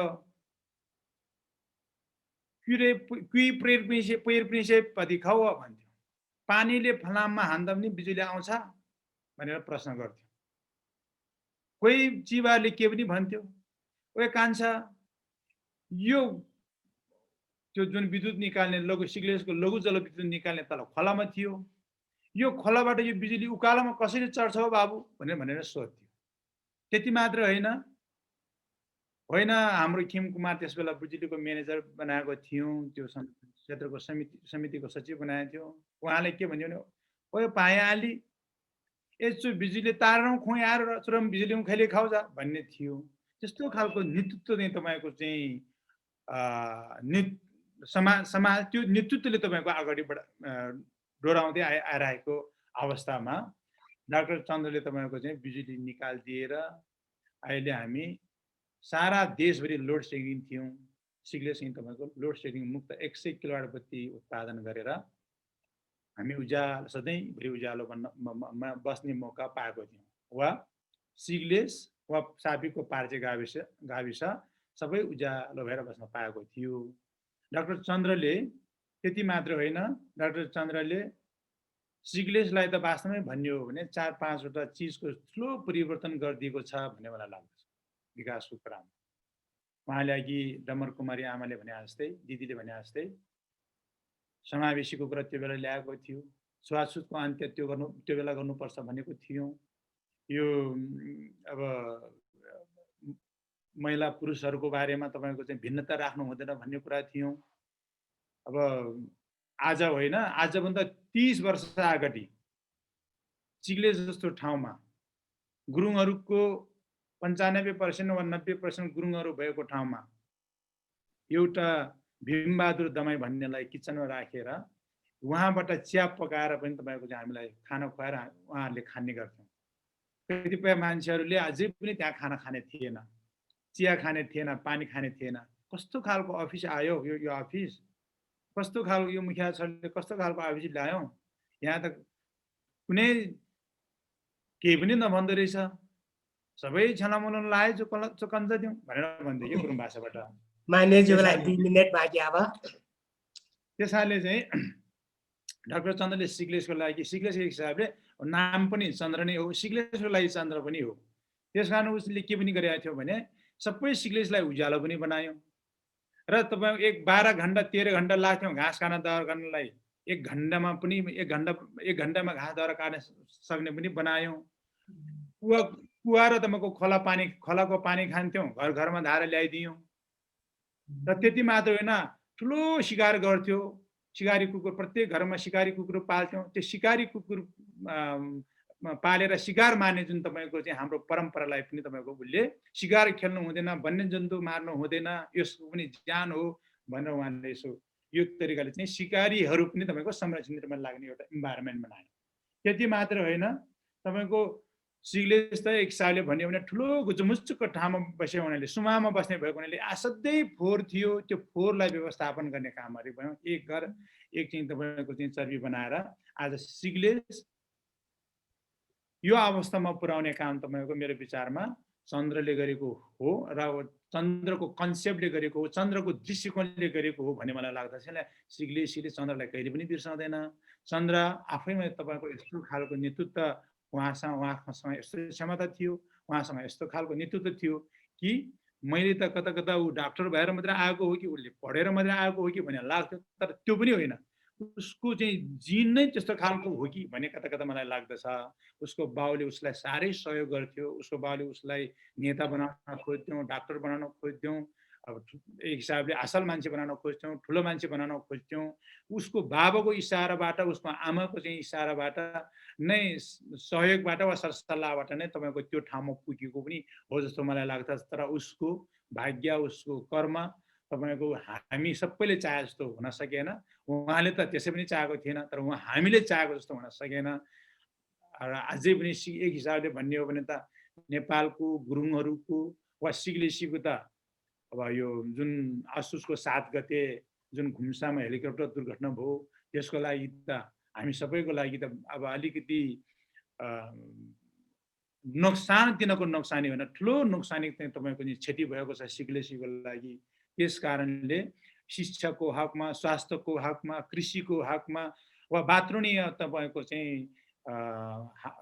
को हकमा उहाँले पुर्याएको योगदान हामी कसैले बिर्सन सक्दैन त्यसैले गुरुङलाई अगाडि बढाउनु पर्ने हुन्छ नेपाललाई तपाईको संसारलाई चिनाउनु पर्ने हुन्छ भनेर सधैँभरि लागि परेको थियो र उहाँको विशेष त के थियो भने सिग्लेसमा आएपछि उहिले कहिले पनि तपाईको नेपाली भाषा बोल्ने थिएन इंग्लिश भाषा बोल्ने थिएन भाउजू पढ्नेसँग चौँ भन्थ्यो आमा पढ्नेसँग आमा भन्थ्यो मा भन्थ्यो दिदी पढ्नेसँग चाहिँ दिदी भनेर नानी चना भनेर तपाईको चाहिँ झ्यामाताना छारीमा भनेर उसले दाँत देखाएर हाँसेपछि अनि हिजो यस्तो खालको चाहिँ तपाईको चाहिँ अब एउटा माहौल थियो त्यो माहौललाई तपाईको उसले तपाईको मत्थर बनाउनको लागि उ यति धेरै तपाईको चाहिँ अब क्षमता प्रतिभा भएको चाहिँ व्यक्ति हो भन्ने मलाई लाग्दछ आज तपाई सबैको अगाडि मेरो विचारमा यो कार्यक्रममा मैले विचार शब्द राख्ने एउटा अवसर पाए उहाँको बारेमा त्यसकारण सबैलाई धेरै धन्यवाद दिँदै मेरो आफ्नो भनाइ यही अन्त गर्छु धन्यवाद धन्यवाद माननीय मनबहादुर गुरुङज्यू संरक्षण भनेको आजको लागि हाम्रो लागि मात्र हैन भविष्यको सन्तानको लागि डाक्टर चन्द्रको अन्नपूर्ण क्षेत्रमा सिक्लेसमा गरेको योगदानको बारे यो चन्द्र गुरुङ कन्जर्भेसन फाउन्डेसन विभिन्न अहिले साथीहरु यहाँ च्याट बक्समा पनि मेसेजहरु लेखेर आउनु भएको छ धन्यवाद छ र एउटा जानकारी आएको छ सिक्लेस पार्टे समाज बेल्जियमले चाहिँ चन्द्र गुरुङ मेमोरियल स्कलरशिप भनेर 2,50,000 को चाहिँ आछ्या कोष बेल्जियममा खडा गरेको छ भनेर सूचना आएको छ यहाँलाई धेरै धेरै धन्यवाद चन्द्र गुरुङ कन्जर्भेसन फाउन्डेसनसँग कसरी इन्गेज हुन सकिन्छ त्यो कुनै सुझाव छ भने यहाँले चाहिँ च्याट बक्समा चाहिँ गर्न सक्नुहुन्छ अब म हाम्रो अर्को वक्ता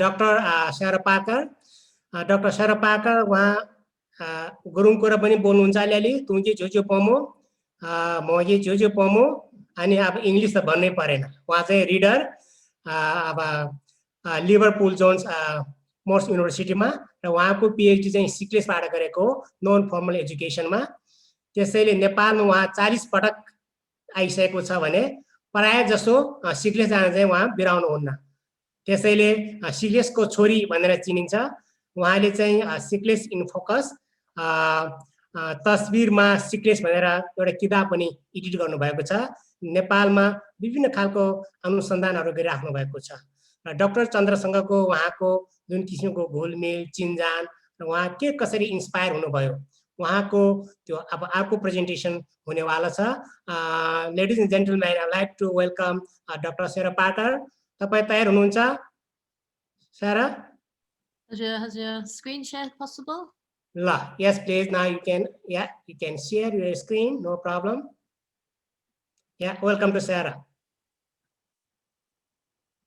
Okay. It's okay? Ekdam thik cha. Thik cha? Thik cha. Namaste.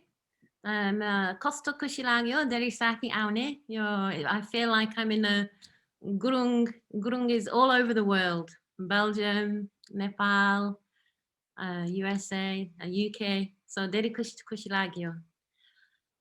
So मेरो नाम धेरै मान्छेमा थाहा छ. मेरो नाम Sarah Parker, Liverpool John Moores University. म पाइले पाल्टा अलिकति नेपाली and English आउँछ because Zoom धेरै गाह्रो नेपाली भाषा and साबामो म थोरै गुरुङ चुगरी माफ गर्नुहोस् मेरो गुरुङ भाषा नराम्रो छ but पाइले पाल्टा नेपाल जाने 1986 मा यो समयमा विद्यार्थी थियो United World College Singapore and यो समय सिक्लिस जान्दिन यो Annapurna circuit मात्र 1986 ACAP was just starting and my geography teachers went back the year after and Anne Mayer, you can see here in the blue walking up the mountain, met Chandra. And this meeting with Chandra really had an impact on so many people from Singapore and United World College, and especially on me. It had a big impact on me returning to Nepal. So in 1987, Anne Mayer and the geography teachers met Chandra, and he spoke about his love of Siklis. And he encouraged United World College to take their students to the village to see the real Nepal, to get off the beaten track. And Melissa Kui was one of the first volunteers, and it was reading about her experience in Siklis which led me to go to volunteer there in 1992. And your Kosto Farak, your 1992, I remember living in Siklis and planting lots of trees with the Armatolli down here. This photo is before ACAP office, before the new schools. And I've tried to take the same photograph, but it's impossible because of trees in the way. So it's really good to see the changes that have taken place and look back at old photographs. So Siklis 1992 ada bahasa lagi ma Angreji guru थियो, and I worked and lived with a lot of the ACAP staff. Yo samaya mero ga rato ga, and I used to wear red jumper, red lungi, and everyone used to laugh at me for wearing red all the time. And I met Chandra in Kathmandu before I went to Siklis, and took lots of books with me, lots of resources to teach. And it took me 2 days to walk to Siklis because we stopped in Sundar on the way up. And what really impressed me about Siklis is the community spirit. And ACAP at the time was as you explained in the introduction, was a world leader in conservation. There was ACAP and Campfire in Zimbabwe, and there were very few integrated conservation programs. And this was inspired by Chandra's love, not just of his village and people, but his respect for local traditions, local cultures, decision-making, and also inspired by his passion and realization that the Armatolli and that the women had an important role to play in the development of any village. And people often ask me, Kina Siklis Aunajani Kostoreri Paltak. And Merobi Sharma, community spirit, the community spirit, the women's groups, and the way that you're meant to feel so welcome. But especially for me, Chandra's passion for education is what really touched me.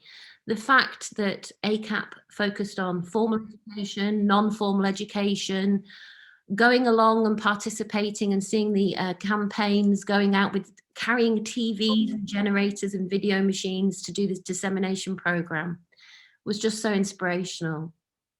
And it's not just formal education that Chandra was so passionate about, it was also non-formal education. And many people in the audience today have benefited from his vision of encouraging people to go overseas for education, but return and use that knowledge to work for the benefit of the community. And seeing the changes in Siklis, which have been mentioned, is just phenomenal. I've been so lucky to go back with my research at John Moores.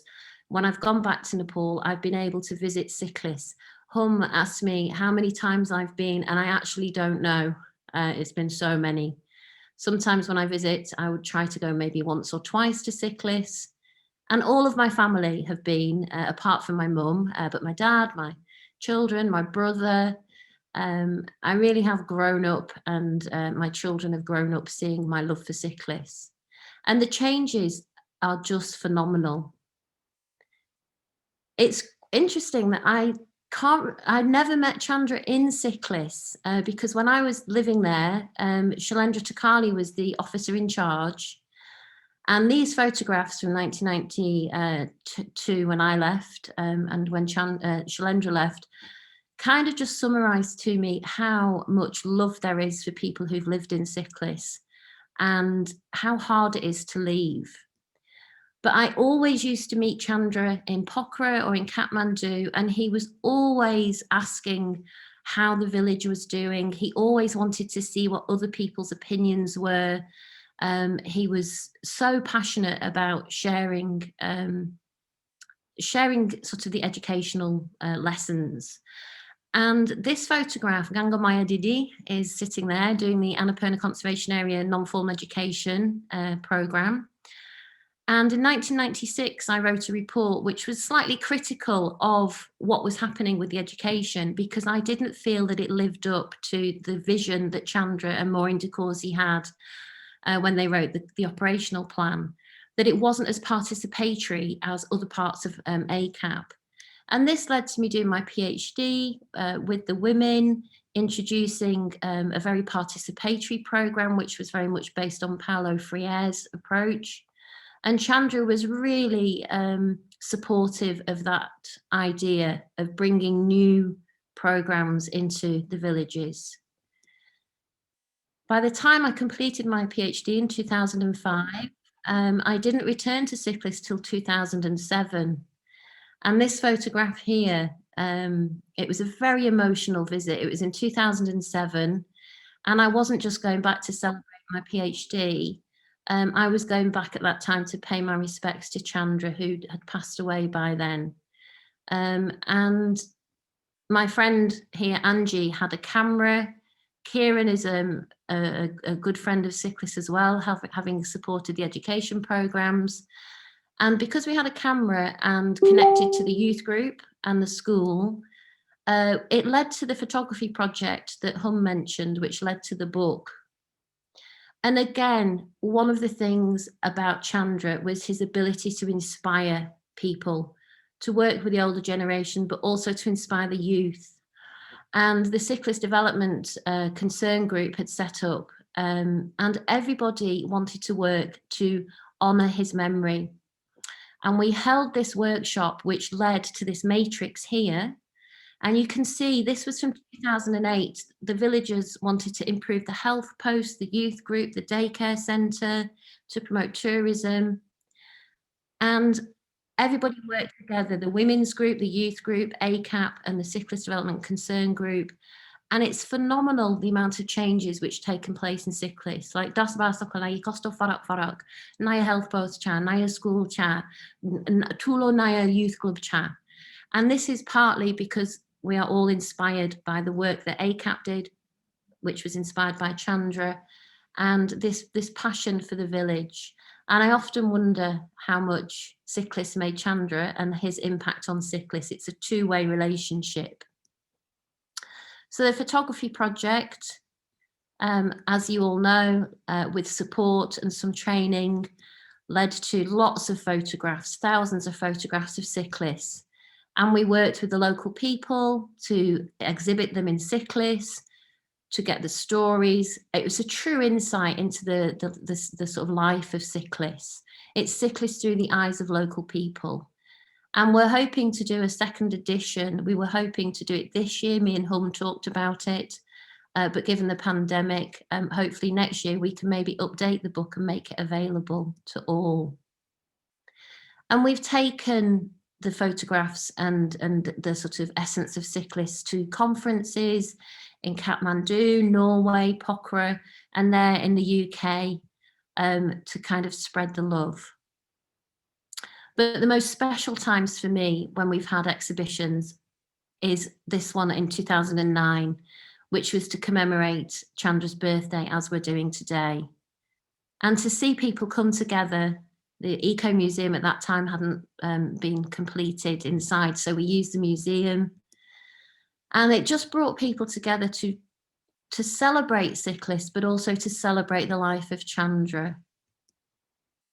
And the events the photographs were used at the events in the zoo. And I can't stress enough the importance of celebrating Chandra's life through events like this, bring us together to give us hope, to give us sort of passion. And it led to the book, which many of you have. And the funds from this book that you all bought raised funding, which went back to cyclists. The book was launched in 2011, so it's 10 years ago next year since the book was launched.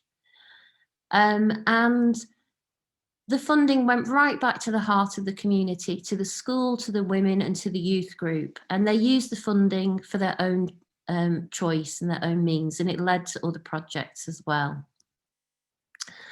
But for me, I just want to kind of come back to the real sort of essence of Chandra and his passion for education, and this idea that to act as a Lama, a matchmaker. And a lot of it is evident in the report, which was the plan for the conservation area that Maureen and Chandra wrote. And these three things really stand out for me, that conservation is only meaningful if it integrates traditional culture and worldviews. So at the essence of everything he did was a respect for local people, local culture and local traditions. And also, don't assume that villages lack environmental knowledge. This is often an assumption made by people working in development, that they go in as the experts. And I took away from this to listen and learn. And I listen and learn so much when I go to Nepal from local people. And finally, how do we support? It might be your own village, it might be other work that you're doing, but how do you support and work with people? And it's basically to help people to help themselves, to act as a Lami, a connector, a matchmaker. And I just want to end with, let's keep the love alive and keep the connections going. And it's amazing to see so many people here today. Deri kushi lagyo, deri manchi aune. Respect Dr. Chandra dine ko lagi, to give respect to Chandra. Dhanyavad. Thank you so much, Sarah Didi, हाम्रो सिक्लेसको छोरी, सिक्लेसको चेली, for your inspiring talk and association with Chandra. I think Sikles is now, like what we call the climate smart village. There's a professor from New Zealand last year who went to Sikles, who's also a member of the IPCC climate change panel member. So education is the key for local development. Lots of interesting chats going on in the chat box. Thank you so much. Sushila ji, Dr. Chandra was a very good dancer. And Vijay ji from Kailali has mentioned about the community forestry in the name of Dr. Chandra Gurung. So please drop your memories so that we can compile later. Now I like to request Steve Powers. For many maybe new, but he was in Nepal from 1978 to 1996 as a journalist, and also one of the pioneer in promoting trekking tourism in Nepal. So one of the important aspects that Dr. Chandra Gurung had or help for in Nepal is about the Kathmandu Environmental Education Project, KEEP, in early 1990s. Steve is currently based in the USA. Now we're taking all of you to New York, to talk and listen what Steve will be mentioning. He's the treasurer of the Chandra Gurung Conservation Trust. Good friends of Dr. Chandra, based in the USA, have created the Chandra Gurung Conservation Trust, and we work very closely with the Chandra Gurung Conservation Foundation. So yeah, he's a tourism expert. I think once the pandemic is over, so he'll bring more tourists to Nepal to promote the tourism industry in Nepal. Now, I'd like to request and welcome Steve for your presentation. Thank you. Okay, thank you, Hum. Can you see it? Yes, please. Yeah, we can see. Okay, great. Well, namaskar to all. It's so happy to be here and to see so many old friends. The only good thing about the COVID situation is it allows me to attend one of the birthday celebrations for Chandra without having to be in Nepal. So as Hum mentioned, my name is Steve Powers, and I'm the treasurer of the Chandra Gurung Conservation Trust based here in the US. There are 4 of us in CGCT, and on the board is Wendy Lama, who's the president, Maureen DeCourcy, who's the vice president, Wendy King, who's the secretary, and myself as treasurer. All of us had some connection with Chandra when we lived in Nepal. Wendy and I worked with Chandra on KEEP, which is Kathmandu Environmental Education Project in the early 90s, and that's going to be the nature of my talk today. But first, I wanted to thank Tara, Hum, and all the CGCF board for allowing me to speak, and to thank all of you for your efforts to promote the legacy of Chandra over the years.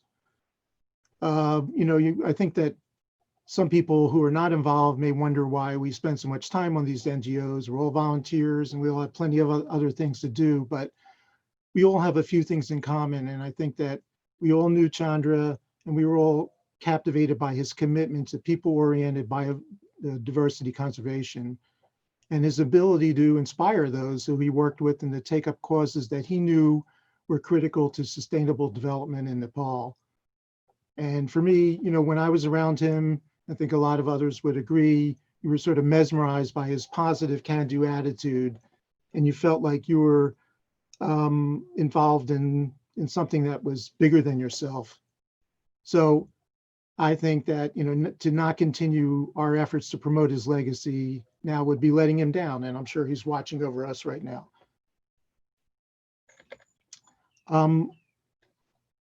The purpose of us setting up the CGCT back in 2006 was to help mentor the next generation of Nepal's conservation leaders, as well as to fund small-scale projects that would normally be overlooked by the large NGOs. And as we found, this was something that Chandra did on his own and often out of his own pocket over the course of his professional life. For those who don't know Chandra, I encourage you to go to your local bookstore and pick up a copy of Manju Thapa's book, A Boy from Sickless, to get a sense of really who the man was. So the topic at hand for me is Chandra's involvement in KEEP. For those who don't know about it, KEEP was born out of a tragedy of a young British girl who died climbing Imjase, or Island Peak, back in 1991. Her name was Tracy Taylor Young, and after her death, her friend Joe Chittenden and Tracy's boyfriend, Johnny Woods, were determined to set up an information center in Kathmandu to educate trekkers about safety and environmental concerns while trekking. Back then, there was plenty of negative international publicity about trash trekking routes. Now we only hear about it mainly on the mountains, but then the news was mainly on the trekking routes. And Wendy and I were involved and concerned about it. We were organizing and leading treks. And Chandra, in his role of ACAP, saw it firsthand in the Annapurnas, which was and remains, I think, one of the most heavily trekked areas in the country. So in 1990, Wendy created EcoTrek, which is a newsletter of the Himalayan Guides for Responsible Tourism, which Chandra supported in his role as head of ACAP. We also brainstormed and came up with the idea of eco-trekking workshops prior actually to KEEP, and held the first one in 1991. Meanwhile, Johnny made contact with Wendy, Chandra, Pratemba Sherpa, and I to request that we set up KEEP and run it until suitable staff could be hired and it could stand on its own. Even though Chandra was working full-time for ACAP, he volunteered to take up the role of chairman of KEEP, which he held from 1992 to 1997. Now, Chandra, as expected, was no silent partner. He jumped in and worked with us to develop a game plan for success. Oops. And he gave lectures to foreign tourists coming in about how to be environmentally friendly while trekking. Many foreigners felt that they could litter and behave in ways that they would not do at home when they came to Nepal. So we created flyers that suggested appropriate behavior for trekkers to when they went out on the trail. But you know what invigorated, I think, Chandra most was speaking to the Nepali staff. And so we organized, as I said, these eco-trekking workshops. And thanks to Pratemba, Shailendra Takali, Yankila there, and others, they were very successful. We had over 300 Trek staff in many workshops, and they all started with Chandra getting the guys psyched up for learning about conservation and best practices for trekking. And of course, that meant Chandra leading them in a round of his favorite song, as you all know, Sura Barse Ume Ma. After that, we broke down into 4 different sessions, and where they learned how to use kerosene stoves instead of firewood, proper sanitation, altitude sickness, cooking, etc., and first aid. The workshops are so successful that we were asked to perform one in Bhutan. Chandra reached out to Mingma Sherpa, who was working with WWF in Washington at that time, and he arranged for the funding to cover the cost of 7 of us to fly to Paro and do the workshops. A few years ago, as I was actually at the New York Times travel show in New York City, and one of the Bhutanese agents there told me that he fondly remembered participating in a workshop, which was like 25 years before that. So it was a big success. Chandra, probably because of experience fundraising in ACAP, was very savvy about what was required to bring the funding in. So when he heard that Chris Bonington and John Hunt were going to be in town for the 40th anniversary of the first Everest climb, Chandra said we had to get them to attend and be patrons of CEAP. With a little help from Lisa Chogyul, hi Lisa, he was able to swing it, and we scheduled the official opening of CEAP around their schedule, and Lord Hunt became the official patron of CEAP. Chandra also recognized the importance of getting out the word to local papers. And as a result of that, also we had got Doug Scott, who's another climber, as a patron. And that because of his interest too, it generated a lot of support for protecting porters that led to CEAP establishing a porter clothing bank. So, you know, I think I speak for Wendy and myself when I say that we're proud of our small role in helping to set up CEAP. And I'm convinced that Chandra's role was key to ensuring that it got the initial success and reputation to make it sustainable for all these years. So thank you all for listening, and thank you for your ongoing support of CGCF in Nepal, and if you're in the US, CGCT, and also special thanks to the CGCF board for being our partner from the beginning and helping us to achieve our shared mission of POBC in Nepal, on the ground in Nepal. You know, here we have no overhead. When we collect everything, it goes to Nepal.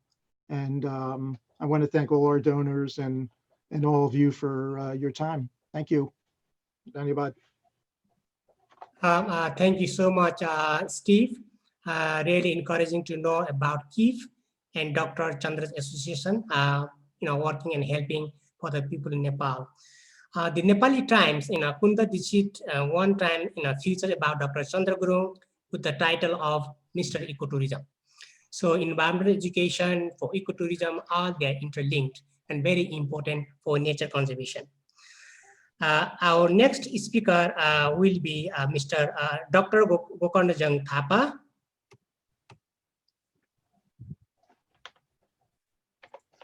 Yeah. So many of you know Dr. Gokarnajang Thapa, who is the head of GIS and Remote Sensing Center at GIS, GIS at WWF. He has been working for WWF Nepal since the past 20 years and knows how to use technology, for the GIS remote sensing that can help for policymakers. So I'd like to request Dr. Gokarna, who did PhDs from Italy on Pax people, but in the Tarai Arc landscape area. So I'd like to request Dr. Gokarna Jang Thapa to share his moments with Dr. Chandra Gurung. Welcome, Dr. Gokarna. Thank you. Thank you so much, Dr. Guru. And Steve, thank you for reminding me. Can you hear me? Yes. Yeah. All good. Thanks, Steve, for reminding me that 16 वर्ष उमेरैमा. So, first, Dr. Chandra Gurung, he was a great mentor in conservation. So, Dr. Chandra Gurung को बारेमा यहाँ स्पिकरहरूले धेरै कुराहरू भनिसक्नु भएको छ. उहाँको व्यक्तिगत कुराहरू अनि उहाँको चाहिँ जुन फुटप्रिन्ट छ त्यो कुराहरू चाहिँ अब आइसकेको छ. उहाँले चाहिँ हाम्रो कन्जर्भेसनको मा नेपालको कन्जर्भेसनमा ग्लोबल कन्जर्भेसनमा उहाँको चाहिँ रोल र उहाँले WWF मा चाहिँ बसेर जुन किसिमको चाहिँ रोल प्ले गर्नुभयो त्यसको बारेमा अलिकति म उहाँको शेयर गर्छु. 2001 मा मलाई चाहिँ डाक्टर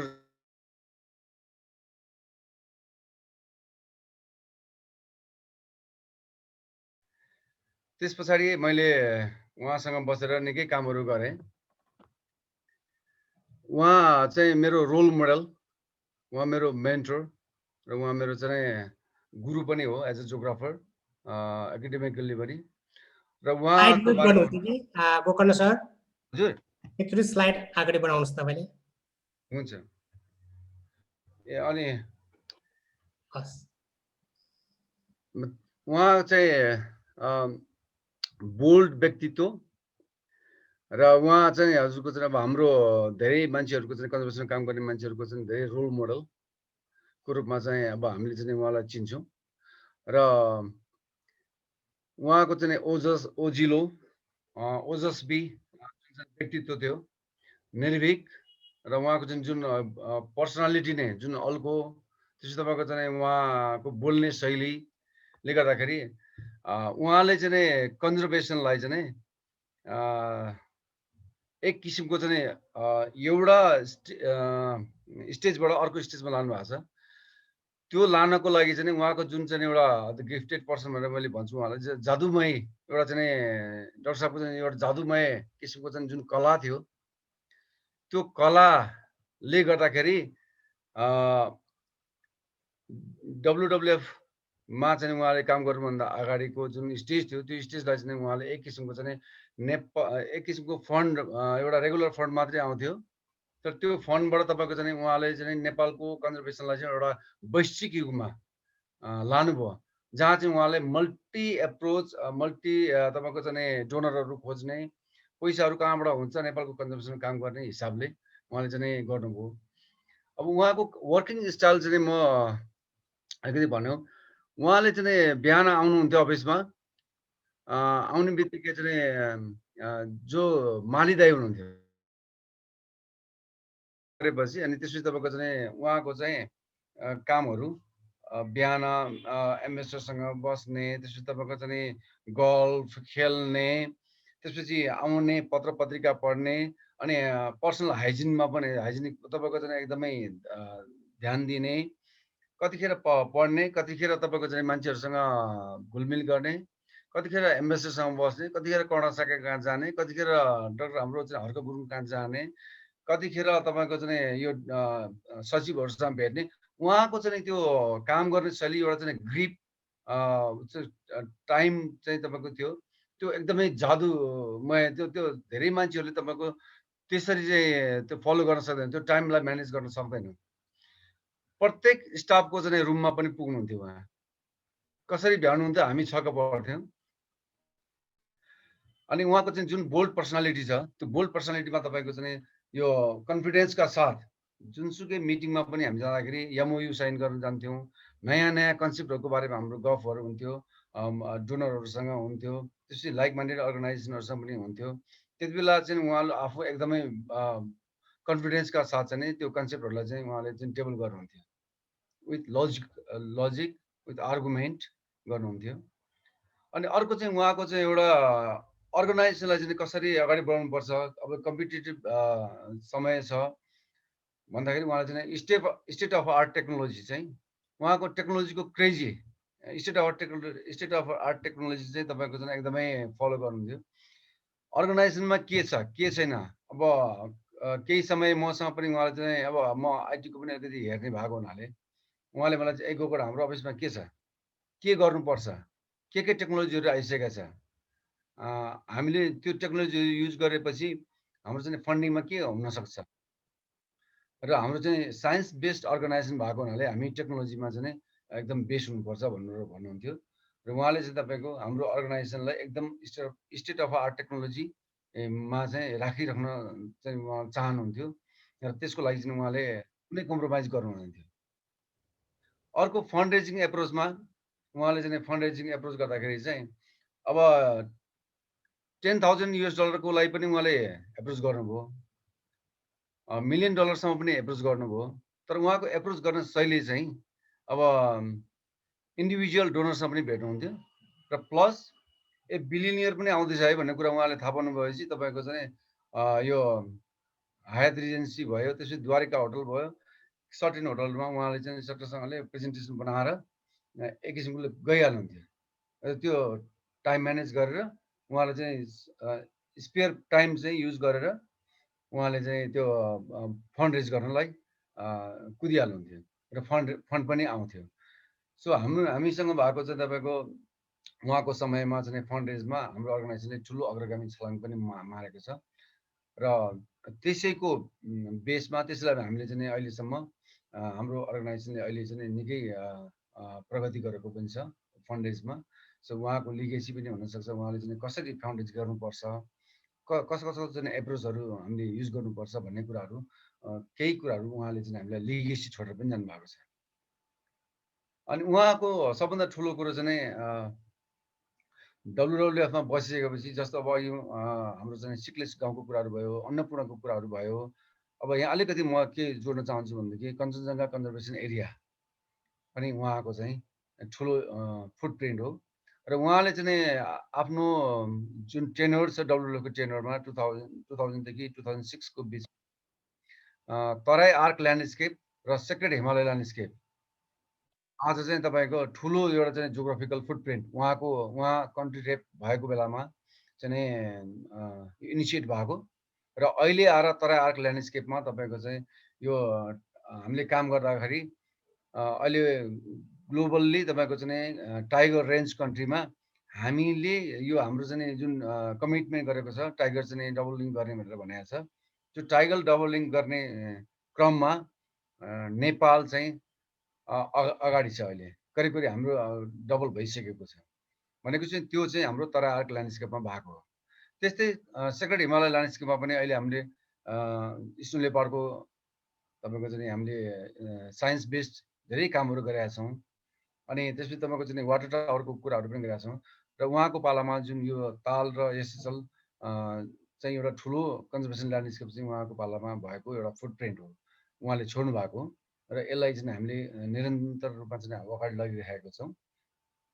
मैले अगाडि नै भनि पनि सकेँ, एउटा चाहिँ उहाँ एकदमै भेरी पङ्क्चुअल मान्छे र मल्टिटास्किङ।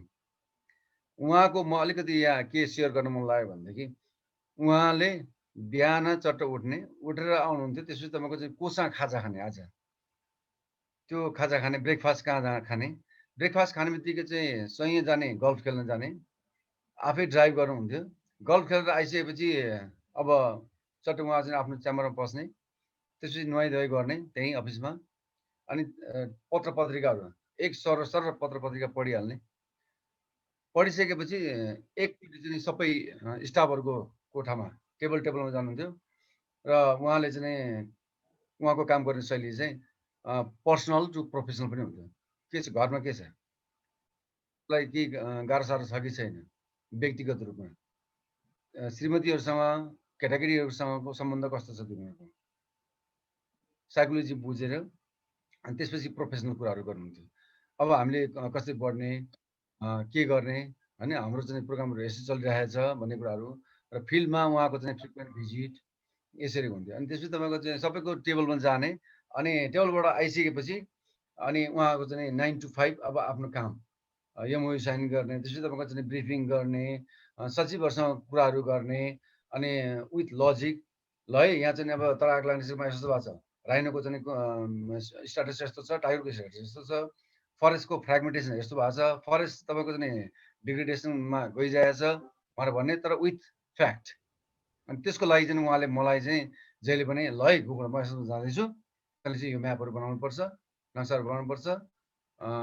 त्यहाँ चाहिँ के छ स्ट्याटस त्यो तथ्याङ्कसहित स्ट्याटिस्टिक्स सहित टेबल सहित चाहिँ मलाई त्यसले दिनुपर्छ किनभने 10 पेज 20 पेजको रिपोर्ट कसैले पढ्दैन भनेको भिजुअल एक्सप्रेसन भिजुअल इम्प्रेसन भनेको एकदम ठुलो कुरा हो त्यसैले तेरो एउटा म्यापले पनि धेरै ठुलो चाहिँ इम्प्याक्ट गर्न सक्छ धेरै ठुलो चाहिँ तपाईँको कन्भिन्सिङ यो म्याटेरियल हो भनेर भन्नुहुन्थ्यो हामीलाई सो त्यसरी गर्दाखेरि अब डाक्टर साहबको चाहिँ मैले धेरै कुराहरू चाहिँ उहाँले गर्ने कामहरू कहिलेकाहीँ जादु जस्तो पनि लाग्छ कि त्यसैले गर्दाखेरि म उहाँलाई चाहिँ एकदमै जादुमय भएको मान्छे जस्तो पनि लाग्छ एकदमै तर मान्छे त्यति हुँदाहुँदै पनि उहाँले हामीलाई के भन्नुहुन्थ्यो भनेदेखि तिमीहरू जतिसुकै पढ्दै जाऊ जतिसुकै मान्छे पढ्छ एकाडेमिक हुन्छ तर त्यो मान्छे त्यति नै हम्बल हुनुपर्छ है मलाई मेरो बुवाले चाहिँ यस्तै कुराहरू सिकाउनुहुन्थ्यो भनेर उहाँलाई पनि हामीले चाहिँ एज अ मेन्टर एउटा चाहिँ तपाईँको चाहिँ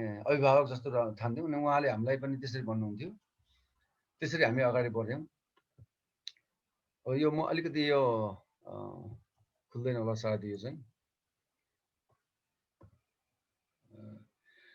अहिले हामीले चाहिँ जुन उहाँले काम गर्नुभएको छ यो तराई आर्क ल्यान्डस्केप मैले यहाँ फेरि अहिले मैले भिजुअल इम्प्रेसनको कुराहरू गरेँ यो तराई आर्क ल्यान्डस्केप उहाँको पालामा चाहिँ जुन इनिसिएट भयो इम्प्लिमेन्टेसन पनि भयो त्यो अहिले चाहिँ तपाईँको यो ग्लोबल्ली एउटा एकदमै युनिक ल्यान्डस्केप भएको छ यसमा अहिले चाहिँ हाम्रो जुन टाइगरको चाहिँ कामहरू भएको छ यो चाहिँ ग्लोबल्ली नै तपाईँको चाहिँ एप्रिसिएबल किसिमको चाहिँ भएको छ त्यसले गर्दाखेरि यो जुन ल्यान्डस्केप छ यो डाक्टर चन्द्र गुरुङको चाहिँ एक किसिमको फुटप्रिन्ट हो स्पेसमा उहाँको फुटप्रिन्ट हो उहाँको जियोग्राफी फुटप्रिन्ट हो अर्को उहाँले काम गर्न सुरु गर्नुभएको जुन तराई आर्क ल्यान्डस्केप यहाँ छ त्यसो तपाईँको चाहिँ सेक्रेट हिमालय ल्यान्डस्केप यो भयो दुईवटा ल्यान्डस्केप चाहिँ उहाँले हामीलाई उहाँको पालामा चाहिँ यो भएको हुनाले त्यसैलाई रेप्लिकेट गर्दै स्केल अप गर्दै तपाईँको चाहिँ अहिले कञ्चनजङ्घा ल्यान्डस्केप पनि आएको छ चितवन अन्नपूर्ण ल्यान्डस्केप जुन चाहिँ हाम्रो गण्डकी रिभर बेसिनको अप्रोचबाट गएको छ अर्को तपाईँको चाहिँ यो कैलाश सेक्रेट ल्यान्डस्केप पनि आएको छ यदि हामीले तराई आर्क ल्यान्डस्केप को चाहिँ कन्जर्भेसन एप्रोचमा नगएको भए जुन चाहिँ उहाँले हामीलाई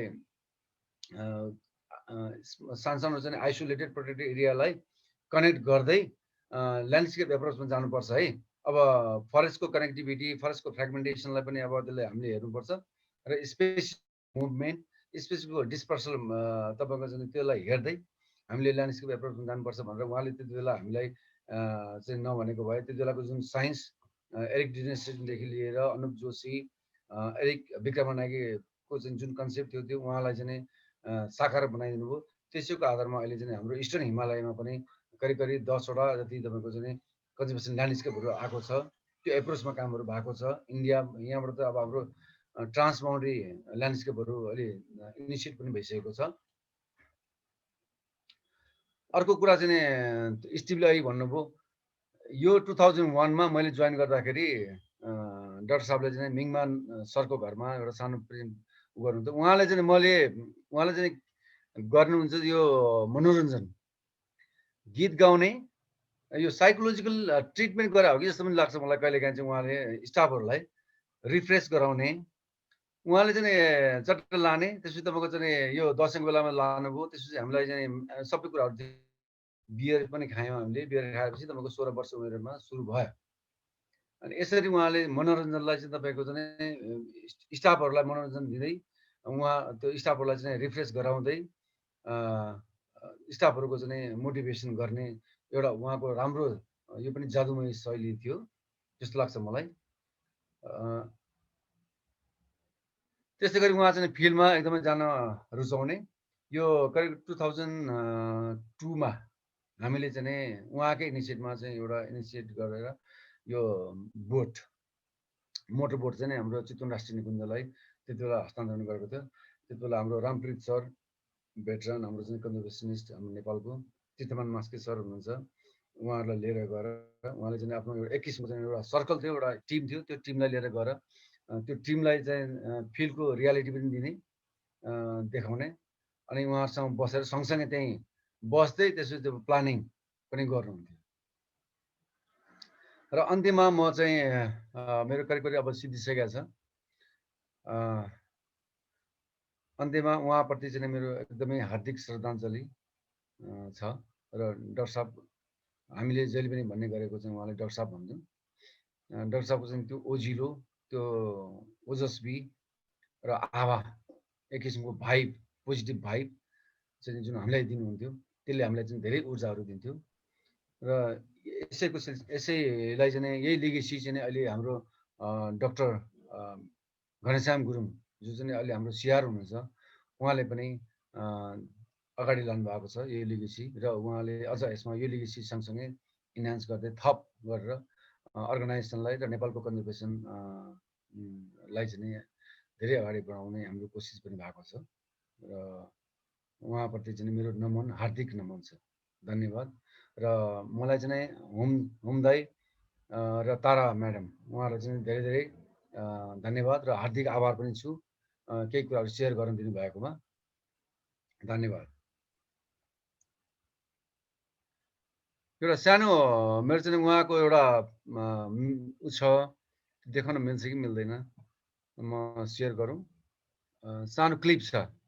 उहाँले अस्ट्रेलियामा चाहिँ आइसोलेटेड प्रोटेक्टेड एरियाबाट चाहिँ हामी कन्जर्भेसन ल्यान्डस्केपमा किन जाने भन्ने कुरा चाहिँ गर्नुभएको छ।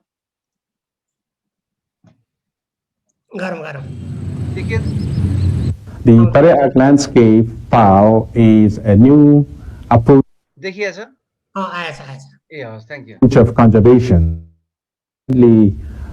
initiated by His Majesty Government of Nepal and the WWF, which is moving away from an island type of protected area system of conservation to a landscape level conservation. It addresses the issues of the transboundary, such as working together with India, and also developing a corridor between the protected areas, linking the protected areas, thereby those animals that require much larger space can also move freely. And much more importantly, these corridors will be managed by the local community themselves, thereby helping to improve the quality of life of the local communities and also for the long-term sustainability of the conservation initiatives.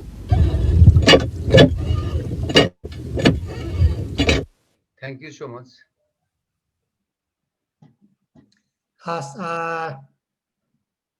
धन्यवाद Gokarna Thapa sir. Maps or infographics are very important for policy makers. यहाँले जुन कुरा भन्नुभयो एकदमै सान्दर्भिक. अब हाम्रो मञ्जुश्री जी आइसक्नु भएको छ. उहाँलाई अनुरोध गर्न चाहन्छु. उहाँलाई परिचय गरिआउनु पर्ने व्यक्तित्व हैन, हाम्रो साथी. 1992 मा एकदम रिमोट ठाउँ लोमन्थाङमा गएर प्रोजेक्ट म्यानेजर भएर अफिस खोल्नु भएको. यहाँ पिक्चरमा देख्न सक्नुहुन्छ. विभिन्न किताबहरू लेख्नु भएको छ. अ बोय फ्रम सिक्लेस, सिक्लेसको छिटो. त्यसैले म उहाँलाई आफ्नो अनुभव शेयर गरिदिनुलाई अनुरोध गर्दछु. मञ्जुजी. हुमजी नमस्ते. सबैजना साथीहरूलाई यो प्रोग्राम अर्गनाइज गरिदिनु भएकोमा धन्यवाद र मलाई निम्त्याउनु भएकोमा पनि धन्यवाद. एकदम गुड ओल्ड डेज लाई ल्याइहाल्ने खालको प्रोग्राम पर्यो. म धेरै भन्न चाहन्न किनभने आई थिङ्क प्रोफेसनली कुरा गर्नु पर्दाखेरि यहाँहरू डाक्टर चन्द्र गुरुङकै फिल्डमा काम गर्नुहुन्छ अहिले पनि र गर्नु भएको थियो उहाँसँगै. प्रोफेसनल कुराहरू धेरै गरिसक्नु भएको छ. मेरो एक्सपिरियन्समा चाहिँ नि Dr. Gurung was my mentor. I think हामी सबैजना जो यङ्गर थियौँ र उहाँको छायामा हामी काम गर्दै थियौँ उहाँले हामी सबैमा एउटा यस्तो डिप छाप छाडिदिनु भएको छ कि हाम्रो जीवनको डाइरेक्सन नै चेन्ज गर्ने या हाम्रो करियरको सेपै चेन्ज गरिदिने खालको एक्सपिरियन्स पनि उहाँले गरिदिनु भएको थियो हामीलाई. So I would like to read just a couple of sentences. Other friends have already talked about how dynamic and how mesmerizing a personality Dr. Chandra Gurung was. So I would like to read just 2 small excerpts from A Boy from Siklis, which I was really glad I could write to remember my mentor, my personal mentor, but also to really understand the kind of work he had done and the impact that he had on Nepal. So I'm going to read one section from a chapter called He Hypnotized People. Ani yo aba Dr. Saab ko euta jaile pani instruction ke थियो भने be very polite and always pay respect to everyone. हैन भन्ने थियो. अंग्रेजीमा पढ्दाखेरि चाहिँ नि कस्तो कस्तो ठाडो सुनिन्छ कि चन्द्र चन्द्र भनेर भन्दाखेरि सो प्लिज मलाई माफ गरिदिनुस् त्यसमा हैन अंग्रेजीको आफ्नै एउटा ठाडोपन छ र नेपालीमा त्यो छैन. So I ask your forgiveness for that, but I'm going to read one small section from this chapter and one from another chapter. He hypnotized people. By the time Chandra returned from the United States and the United Kingdom by way of the hippie trail, he had honed his people skills, skills that would serve him all his life. He had the physical self-assurance of a young, strapping, good-looking man, but he was also endowed with an unusual personal magnetism. Everyone I talked to about him mentioned that, using different terms. Judith Amsis, who taught him in preparation classes for the test of English as a foreign language, remembered him 30 years on as being very charismatic, always drawing the class together as a group of friends. Maybe because he was so tall, suggested Divya Gurung, a colleague of mine at ACAP. He was very confident. Others suggested that being the son of a mukhya had given him a strong sense of self. He had a quality, a gift of charming others effortlessly. He hypnotized people, his nephew, Major Hitman Gurung, told me in London. He cast a kind of spell. Even people who had met him only once felt very close to him. Almost everyone recalled that he had never patronized, never condescended anyone. Pitambar Sharma, who had taught him at Tribhuvan University, said, maybe because he had risen from the bottom, he genuinely cared about the small people. Neither did he fail to respect the big people. He knew how to fulfill all the formalities, was how his cousin Badri Gurung put it. He knew how to make things just right. He was gifted at public relations, said his Solti Professor Jagman Gurung. Siddhartha Bajrabhajacharya, who had worked for Chandra at ACAP, used the same words. He had excellent PR. Shailendra Thakali, another ACAP colleague, laughed about the effect he had on donors in particular. He had only to open his mouth and they'd offer money. All he had to do was ask, and they'd give him anything he wanted. So the second section that I want to read from is from later on in the book. So that was from when he was very young and had just come back to Nepal from studying. This section is when ACAP was being established and was at its height. Eventually, ACAP had close to 200 staff, of whom almost 80% were local, either from the Annapurna area or from Pokhara and the vicinity. Spread all over the conservation area, summarily called the field, they sometimes worked in their own offices and at other times offered their expertise at the office of others. The work could often be pell-mell. Chandra's ethic included non-stop work. To the alarm of the staff, he was often at the office at 6 in the morning, sipping tea. There were no office hours, Tara Gurung recalled, for in a village, people made little distinction between personal and professional life, which made Saturdays and short holidays a dead loss for the staff. Also, Chandra, separated from his wife and children, had no family life to speak of, at least not in the field. His family life, such as it was neatly tucked away in Kathmandu.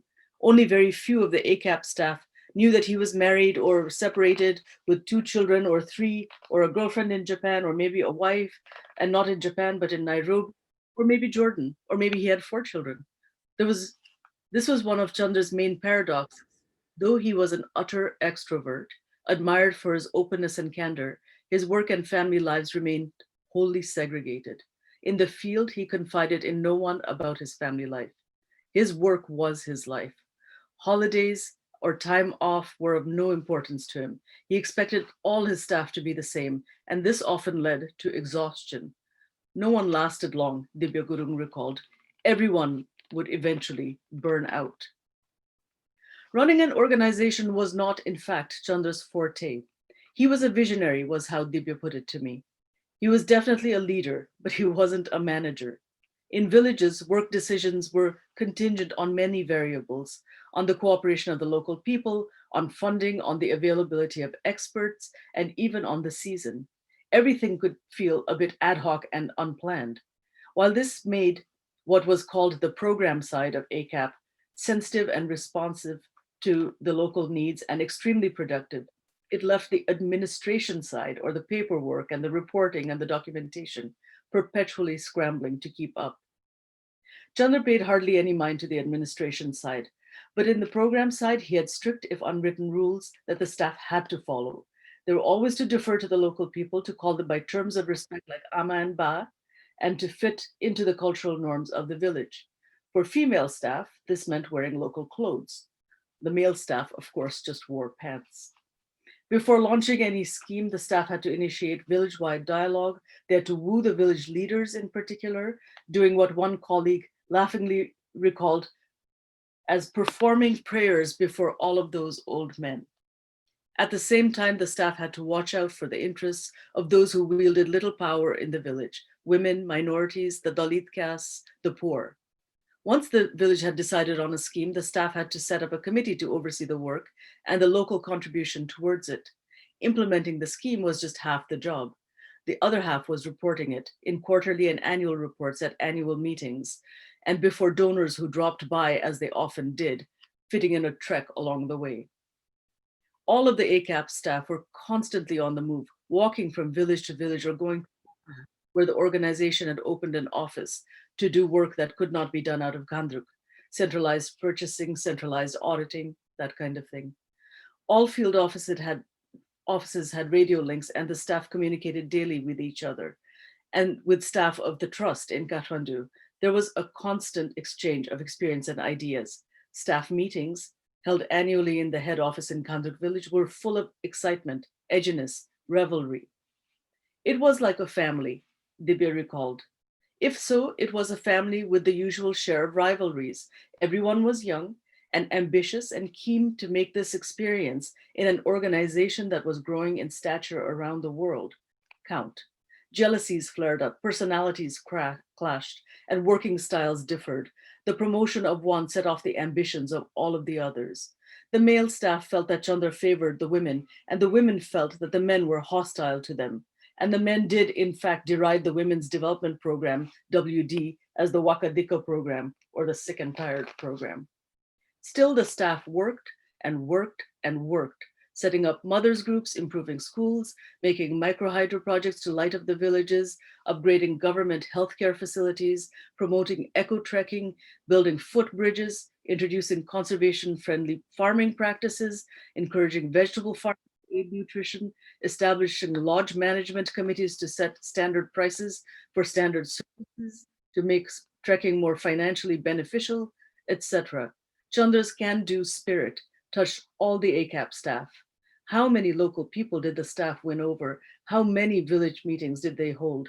How many donors did they take to mothers groups meetings, to schools, to the jungles, to microhydro power plants?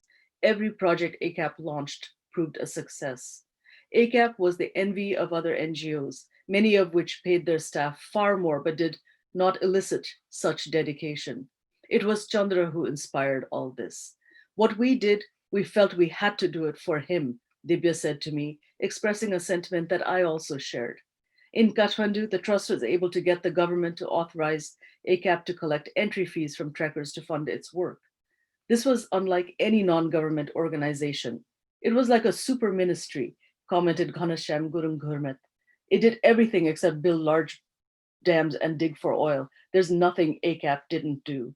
Dibya said wistfully, it was the best thing in my life, which is how I feel about Dr. Chandra Gurung's impact on us too. So thank you so much for letting me read from the book, and thank you for this program.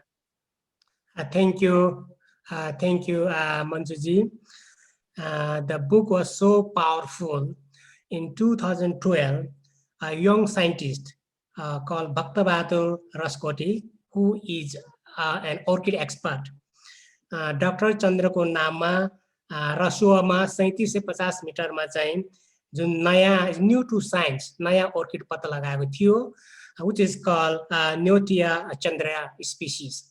त्यसैले उहाँ अन्नपूर्णमा research गर्ने बेलामा त्यहाँबाट गाउँलेबाट सुनेको र काठमाडौँमा आएपछि a boy from Sikles किताब पढेपछि, so when he went to Rasua, he found the new species, then it became Chandra. So thank you so much for your hard work and sharing the knowledge and expertise around the globe. Ladies and gentlemen, हामी अब कार्यक्रमको नजिक आइसकेका छौं.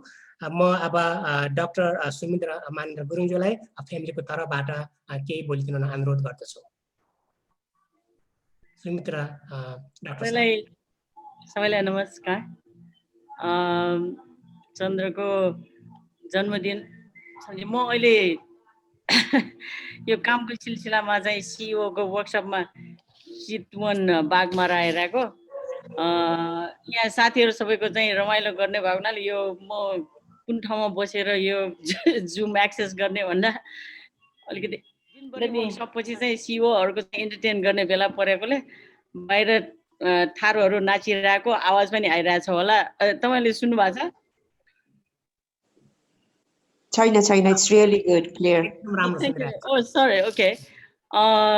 यो चन्द्रको जन्मदिन मनाउँदै यसरी चाहिँ CGCF ले संसारभरिकै विशेष गरी नेपालका सबै चन्द्रको साथीहरु एसोसिएट्सहरु काम गरेको साथीहरु सबैसँग चाहिँ बसेर यसरी उहाँको बारे सुनेर इन अ वे उहाँको चाहिँ लाइफलाई सेलिब्रेट गर्न पाएकोमा CGCF लाई चाहिँ म धेरै धन्यवाद दिन चाहन्छु. अब कामको बारे चाहिँ टाइम त धेरै छैन, अब 8 बज्न लाग्यो के रे, सबैलाई हतार पनि छ होला. तर यो कामको सिलसिलामा चाहिँ उहाँले के गर्नु भएको यो बराबर धेरै पटक पनि सुनिरहेको पनि यसलाई इनरिचिङ पनि भयो, ओभरवेल्मिङ पनि छ. अनि विशेष गरेर मैले भन्ने भनेको त म उहाँसँग काम गरेको होइन, म उहाँको श्रीमती अनि हामी रिलेसनशिपमा थिएँ. माया प्रीति लाएर चाहिँ युनिभर्सिटीमा भेटेर अलिकति म नेवार काठमाडौँको नेवार केटी, उहाँ सिक्लेसको गुरुङ केटा. त्यति बेला चाहिँ त्यसरी विभिन्न ठाउँको मान्छेहरू भेटेर चाहिँ बिहा गर्ने भनेको चाहिँ त्यति साह्रो हुने थिएन त्यति बेला. त्यसकारणले चाहिँ मैले कसरी उहाँलाई चिने, मलाई कस्तो प्रभाव पर्यो, हाम्रो पढाइको सिलसिला कस्तो भयो भनेर चाहिँ अलिकति तपाईहरुलाई चाहिँ यो सबैले हुन त हामी दुईजनालाई सँगै धेरै मान्छेले चाहिँ देख्न पाएन होला, किनभने केही समय चाहिँ हामी युनिभर्सिटीमा पढे 1 वर्ष, त्यसपछि हामी राष्ट्रिय विकास सेवामा गाउँ-गाउँमा गए. हामी आफै पनि सँगै थिएनौं. त्यसपछि फेरि 1 वर्ष चाहिँ दौडादौड गरेर चाहिँ मास्टर्स सिध्याएर पढ्यो, थेसिस लेख्यो. सकेपछि चाहिँ उहाँ सेडामा केही छिन काम गर्नुभएको थियो. त्यति बेला चाहिँ यो म माउन्टेन ह्याजर्ड म्यापिङमा काम गरिरहेको थिएँ. त्यति साह्रो हामी टाढा भएकोले पनि सायद चाहिँ त्यति बेला चाहिँ माया प्रीति धेरै लागेको जस्तो लाग्यो. त्यसपछि चाहिँ हाम्रो समय त्यहाँबाट उहाँ एआइटीमा पढ्न जानुभयो. म यहाँ काम गरिरहेको, सकेपछि फेरि एआइटीमा गएर चाहिँ सँगै बस्यो.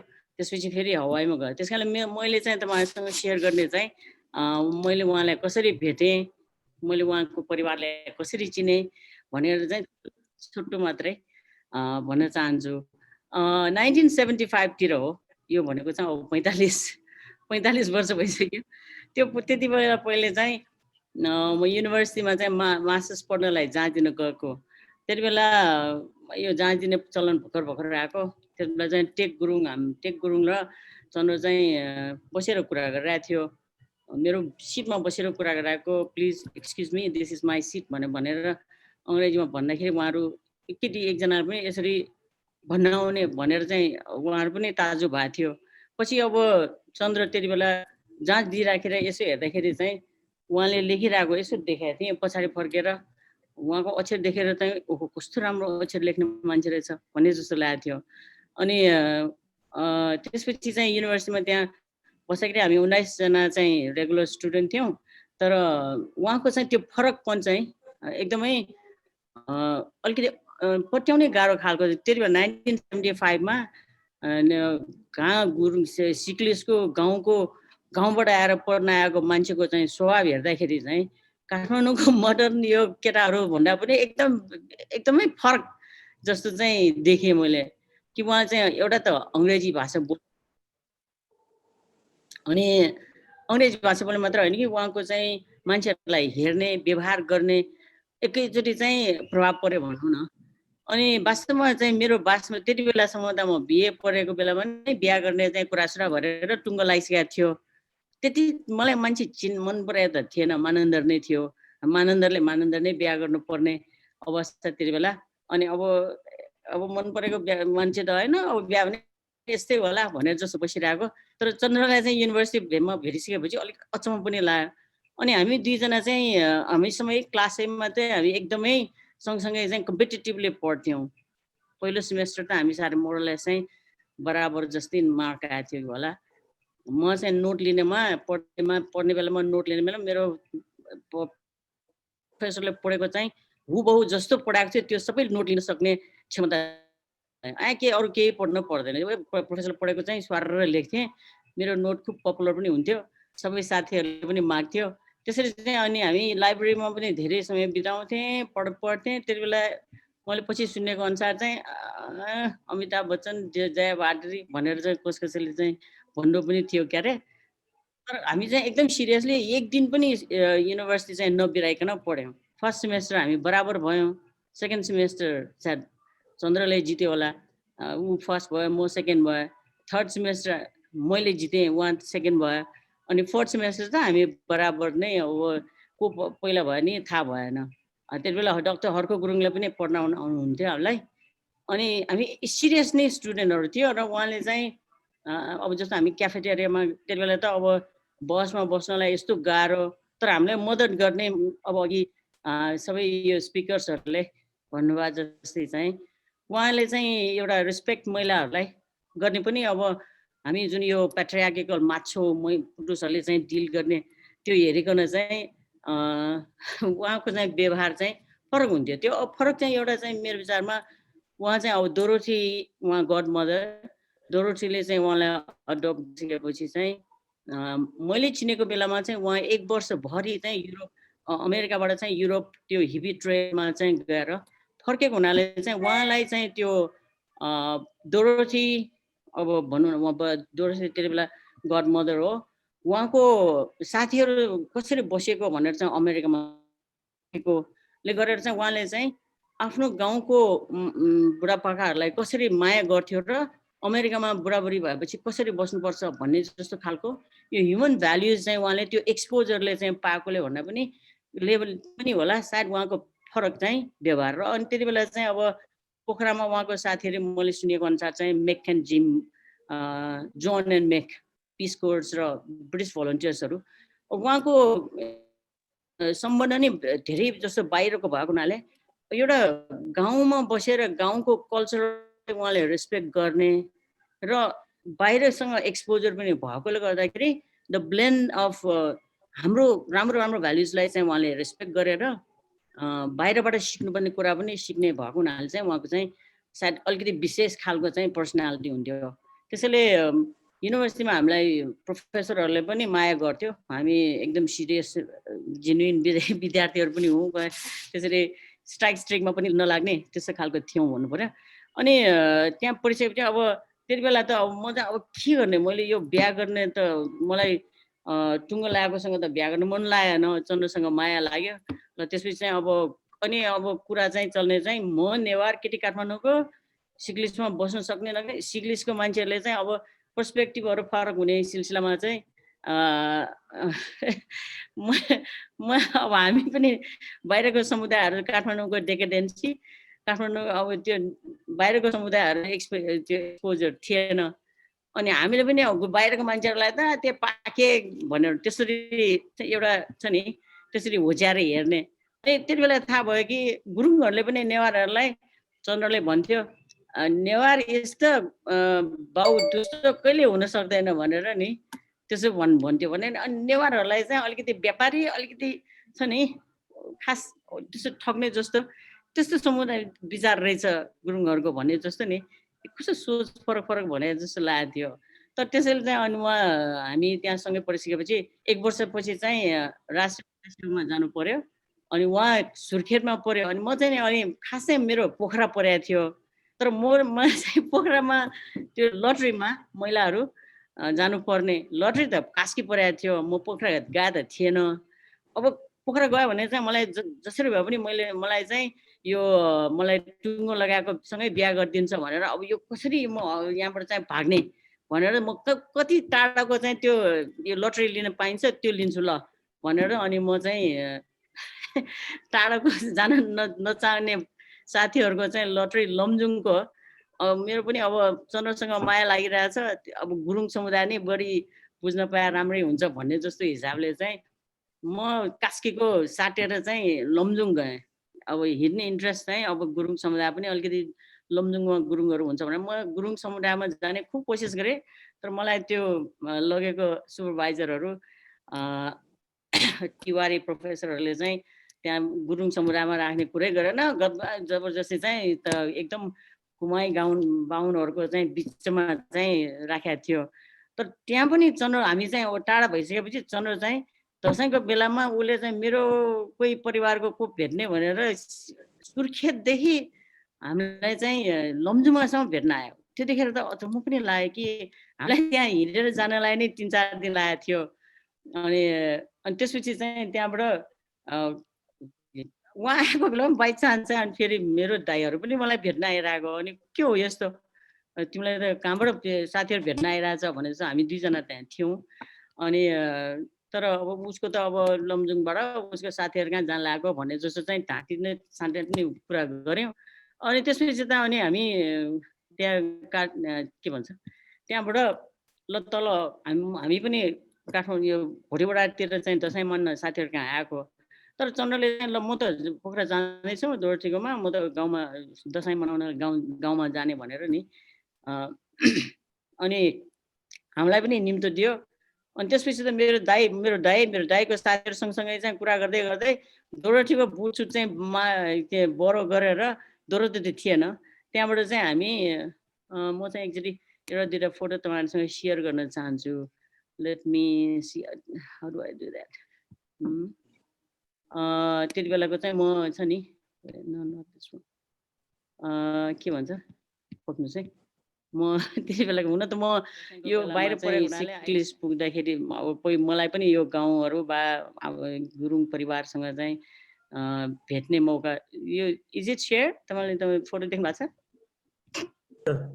हजुर देखेको छ है यो मसँगैको चाहिँ चन्द्रको आमा अनि त्यसपछि चाहिँ कान्छी आमा र अनि बद्रीको आमा अहिले बद्रीको आमा जीवितै हुनुहुन्छ उहाँ दुवैजना चाहिँ स्वर्गीय भइसक्नु भयो अब त्यहाँ अब सिक्लिसमा जाँदाखेरि चाहिँ सिक्लिसको मान्छेहरू पनि अचम्मै लाग्यो कि चन्द्रले जति त गाउँमा कसैले पढेकै छैन त्यत्रो छ नि गाउँमा अब धेरै पढे ब्याचलरसम्म त्यो पढ्ने पनि नहुने त्यो त अब मास्टर्स गरेको मान्छे भनेर ठुलै धेरै पढेको भन्ठाने थियो तर अब उससँगै पढ्ने चाहिँ यो केटी पनि यति नै पढ्न सक्ने भन्ने जस्तो खालको चाहिँ त्यहाँ प्रभाव पनि पर्यो अनि चन्द्रको आमाले चाहिँ ल चन्द्रको मनपर्ने भन्ने जस्तो टिका पनि लगाएको थियो त्यहाँ जाँदाखेरि बुवाले चाहिँ अब ल तिमीहरूलाई चाहिँ यहाँको मेरो न्याल्छेउ छ त्यहाँ है त्यसैले चन्द्रभन्दा पहिले चाहिँ त्यहाँ सँगैको चाहिँ त्यहाँ न्याल्छेउ दिलसुब्बा गुरुङसँग चाहिँ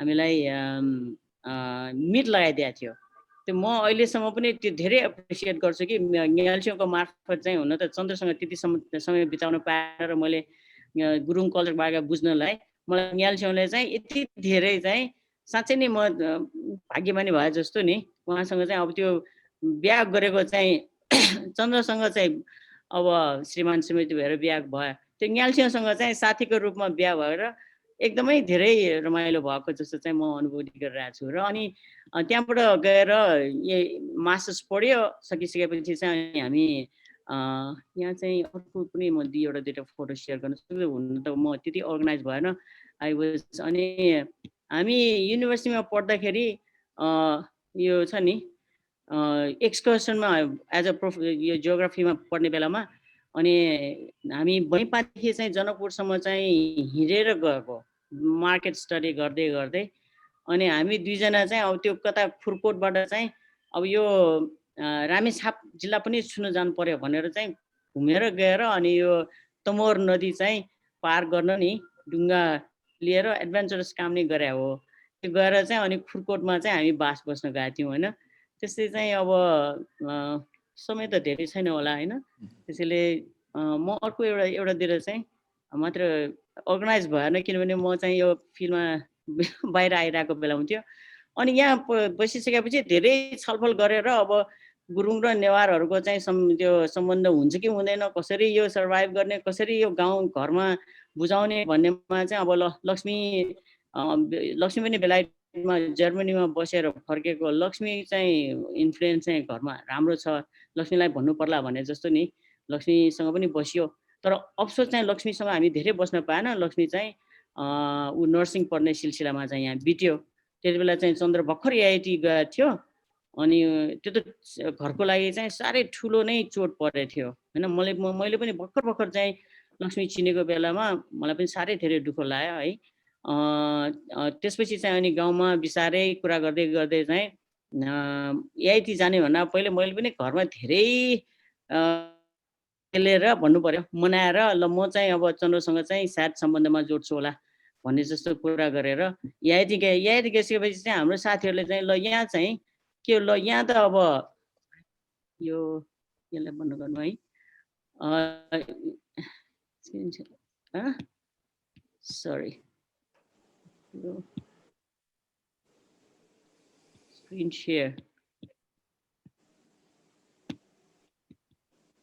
यो स्क्रिन सेयर भएको छ यो चाहिँ हाम्रो त्यहाँ आइआइटीमा जाँदाखेरि चाहिँ मैले चाहिँ यहाँ गाउँमा घरमा चाहिँ के विश्वास दिएर गएको थिएँ म चाहिँ त्यसरी भागेर त बिहा गर्दिनँ किन चाहिँ यो हामी मेरो घरमा चाहिँ धेरै कन्भिन्स गर्नुपर्ने चाहिँ अवस्था चाहिँ के थियो भने अब नेवारहरू कसरी सिक्लिसमा कसरी बाँच्छ भन्ने जस्तो खालको चाहिँ मेरो दाइले ठुलो च्यालेन्ज गरेको थियो न घर छ यहाँ न के छ भनेर म चाहिँ घर सरसँग बिहा गर्न लागेन मैले एकजना राम्रो मान्छेसँग बिहा गर्न लागेको त्यसले यो घर किनेर त मेटेरियल कुरा बनाउन सकिहाल्छ नि ठुलो कुरा होइन भन्ने जस्तो कुरा गरेका थियौँ र अनि म चाहिँ आइआइटीमा चन्द्र त गएको त 1 वर्ष भइसकेको थियो उहाँको पढाइ सकेको थियो ठ्याक्क अनि मेरो सुरु हुने नेपालमा रेफरेन्डम हुने बेलामा चाहिँ अनि म अहिले चाँडै जानु पाएको थियो अनि घरमा चाहिँ म के भनेर गएको थिएँ म चाहिँ मैले घरको हाम्रो मेरो बाबाआमाहरूलाई चाहिँ राम्रैसँग विश्वास दिलाएर नै बिहा गर्छु नि म बाहिर गएर बिहा गर्दिनँ भनेर गएको थिएँ तर आइआइटीमा पुग्दाखेरि हाम्रो रमेश जुन थाई क्लासमा पढ्नु भयो उहाँले चाहिँ ल भाइ यहाँ हामी नेपालीहरू यहाँ लिभिङ टुगेदर भने हुँदैन यहाँ तिमीलाई यहाँ बस्ने हो भने इन्गेजमेन्ट गर्ने हो कि बिहा गर्ने त तुरुन्तै गर्नुपर्छ भनेर कुरा गर्दाखेरि म त एकदमै छक्क लाग्यो कसरी गर्न सक्छ म भोलि हिजो मात्र घरमा पत्यार दिएर आएको भनेको थिएँ ल अब अहिलेलाई चाहिँ इन्गेजमेन्ट गरौँ न भनेर फेरि चिठी पठाएर यो चाहिँ अप्रिल 19 हाम्रो इन्गेजमेन्ट भयो अब चन्द्रको त्यहाँ आइआइटीमा पनि उसको प्रभाव चाहिँ कस्तो थियो भने एज अघि धेरै साथीहरूले चाहिँ बोलेको अनुसार चाहिँ एउटा उसले चाहिँ सबैको मन जित्ने अनि त्यो गर्दा गर्दा चाहिँ ऊ चाहिँ काम पनि गर्ने सबैसँग चाहिँ मिल्ने थाई होस् फिलिपिनो होस् सबैसँग आइआइटी त एउटा बिल्डिङ पद जस्तो सबै विभिन्न खालको र अनि ऊ चाहिँ म पुग्दाखेरि उहाँ स्टुडेन्ट युनियनको चाहिँ सेक्रेटरी त्यो चाहिँ अब त्यो सेक्रेटरीले चाहिँ बोर्डमा समेत चाहिँ रिप्रेजेन्ट गर्छ आइआइटीमा त्यस कारणले त्यो प्रेसिडेन्ट ब्याङ्क्सहरू उनीहरूसँग पनि हेलमेल भएको होइन धेरै रेस्पेक्ट गर्थ्यो अनि त्यहाँ चाहिँ होल आइआइटीमा चाहिँ एक किसिमको यो किसिमको चाहिँ करिस्मेटिक त्यति बेला नै उसको चाहिँ लिडरसिप र भनौँ न चार्मले चाहिँ धेरैलाई इम्प्रेसन परिरहेको थियो। म त्यहाँ जाँदाखेरि उसले अलिअलि थाई पनि बोल्ने, त्यस कारणले चाहिँ म थाई बोल्नु परेन, म त खुर्कुर पढ्ने होइन। 3-4 महिना उहाँसँग बितायो र अनि अप्रिल 19 मा हाम्रो इन्गेजमेन्ट चाहिँ त्यहाँ गर्ने भने म नेपालबाट $200 लिएर गएको। अनि त्यहाँ साथीहरू फिलिपिनोहरूले चिकन बनाएर ल्याउने, कसले के बनाएर ल्याएर त्यहाँ हामी दुईजना बिहानभरि बसेर अचार के बनाएर सपिङ गरेर त्यहाँ इन्गेजमेन्ट सेरेमनी गर्यो। इन्गेजमेन्ट चाहिँ अब त्यहाँ कस्तो भने चन्द्रको चाहिँ आफ्नै क्लासमा चाहिँ फादर जो मायर भन्ने थियो। अनि उसले चाहिँ ल मैले चाहिँ तिमीलाई इन्गेजमेन्ट सेरेमनी गरिदिने भनेर उहाँले अब त्यो क्रिस्चियन क्याथोलिक जो मायरले चाहिँ ल अब एकदम फुल ड्रेसमा आएर उहाँले चाहिँ म पनि अब त्यहाँ के अरे बनारसी साडी त लिएर गएको थिएँ। अनि त्यो साडी लिएर गएर गएको चाहिँ त्यो लगाएर अप्रिलमा लोड सेडिङ भएको थियो, यस्तो पसिना आइरहेको थियो। त्यसरी चाहिँ इट वाज 42 डिग्री सेन्टिग्रेड थियो होला त्यति बेला। त्यस्तो बेलामा चाहिँ हामी इन्गेजमेन्ट भयो। र अनि त्यहाँ चाहिँ Burmese, Thai, Sri Lankan, Nepali, American सबै अब प्रोफेसरहरूले कसैले कति बक्सेसहरू ड्रिङ्क्स दिने, कसले के गर्ने गरेर चाहिँ सबैले सेयर गरेर कन्ट्रिब्युट गरेर त्यसलाई इन्गेजमेन्टमा खुब रमाइलो भयो। त्यसपछि चाहिँ अब यो त फेरि अब घरमा म चिठी लेख्छु, भाले त चिठी हेर्नु भएन, साह्रै चोट पऱ्यो, अब के गर्ने होला भनेर। अनि हाम्रो प्रोफेसर चन्द्रबहादुर सर, पिताम्बर सरहरू त्यहाँ गएर ल चिन्ता लिनु पर्दैन, तिमी आउने बेलामा चाहिँ माइती छैन भने म कहाँ हामी कहाँ आयो हुन्छ भनेर चाहिँ त्यस्तो हौसला पनि दिनुभयो। त्यसरी चाहिँ त्यहाँ बसेर अब फर्मली इन्गेजमेन्ट त्यहाँ बिहा पनि गर्नु पर्यो। अब के भनेर फेरि मेमा गएर अनि त्यहाँ लोकल डिस्ट्रिक्ट राङसेटमा चाहिँ डिस्ट्रिक्ट अफिसमा गएर मिजु चेट र हाम्रो डिपार्टमेन्ट हेडलाई चाहिँ विटनेसेस राखेर चाहिँ हामी त्यहाँ फर्मली बिहा गर्यो। अनि त्यो बिहा गरिसकेपछि चाहिँ अनि वास्तवमा चन्द्र चाहिँ त्यहाँ उसको सकिसकेको थियो, 3 महिना जति त्यहाँ बस्यो ऊ। त्यसपछि त अनि उसको चाहिँ रिसर्च सकेपछि हवाईमा ऊ पढ्न गयो। त्यति बेला त साह्रै ठुलो मलाई एक्लै त्यहाँ बसेर चाहिँ पढ्न त निकै गाह्रो भएको थियो। त्यो झन्डै उसले चाहिँ भने जस्तै म छोडेर चाहिँ पछि लाएर चाहिँ हवाई जान लागेको। त्यहाँको प्रोफेसरहरूलाई मैले पठाएन, यसो नगर्नु सुमित्रा, तिमीलाई चाहिँ यसरी गरेर चाहिँ स्कलरसिप दिएर त्यो भनेपछि चाहिँ अनि मैले कन्टिन्यू गरेँ। र अनि ल के थाहा तिमीहरू चाहिँ अब तिम्रो क्यापासिटीले चाहिँ त्यो पढ्दै गयो भने चन्द्र त्यहाँ पिएचडी गर्ने, तिमी पनि पिएचडीमा इनरोल गरेर के थाहा त्यही बेला पनि सिध्याउन सक्छ होला भने जस्तै म पनि अब हवाईमा त्यहाँ सिध्याएर गाह्रो भएको थियो पहिले त, अब सिध्याएरै हवाईमा चाहिँ पढ्न गएँ र अनि सँगसँगै हामी पढेर पिएचडी चाहिँ त्यही बेला नै सिध्याएँ। अब म अर्को एउटा हवाईमा पुग्दाखेरिको चाहिँ एक झलक चाहिँ दिन्छु है। Screen share. अब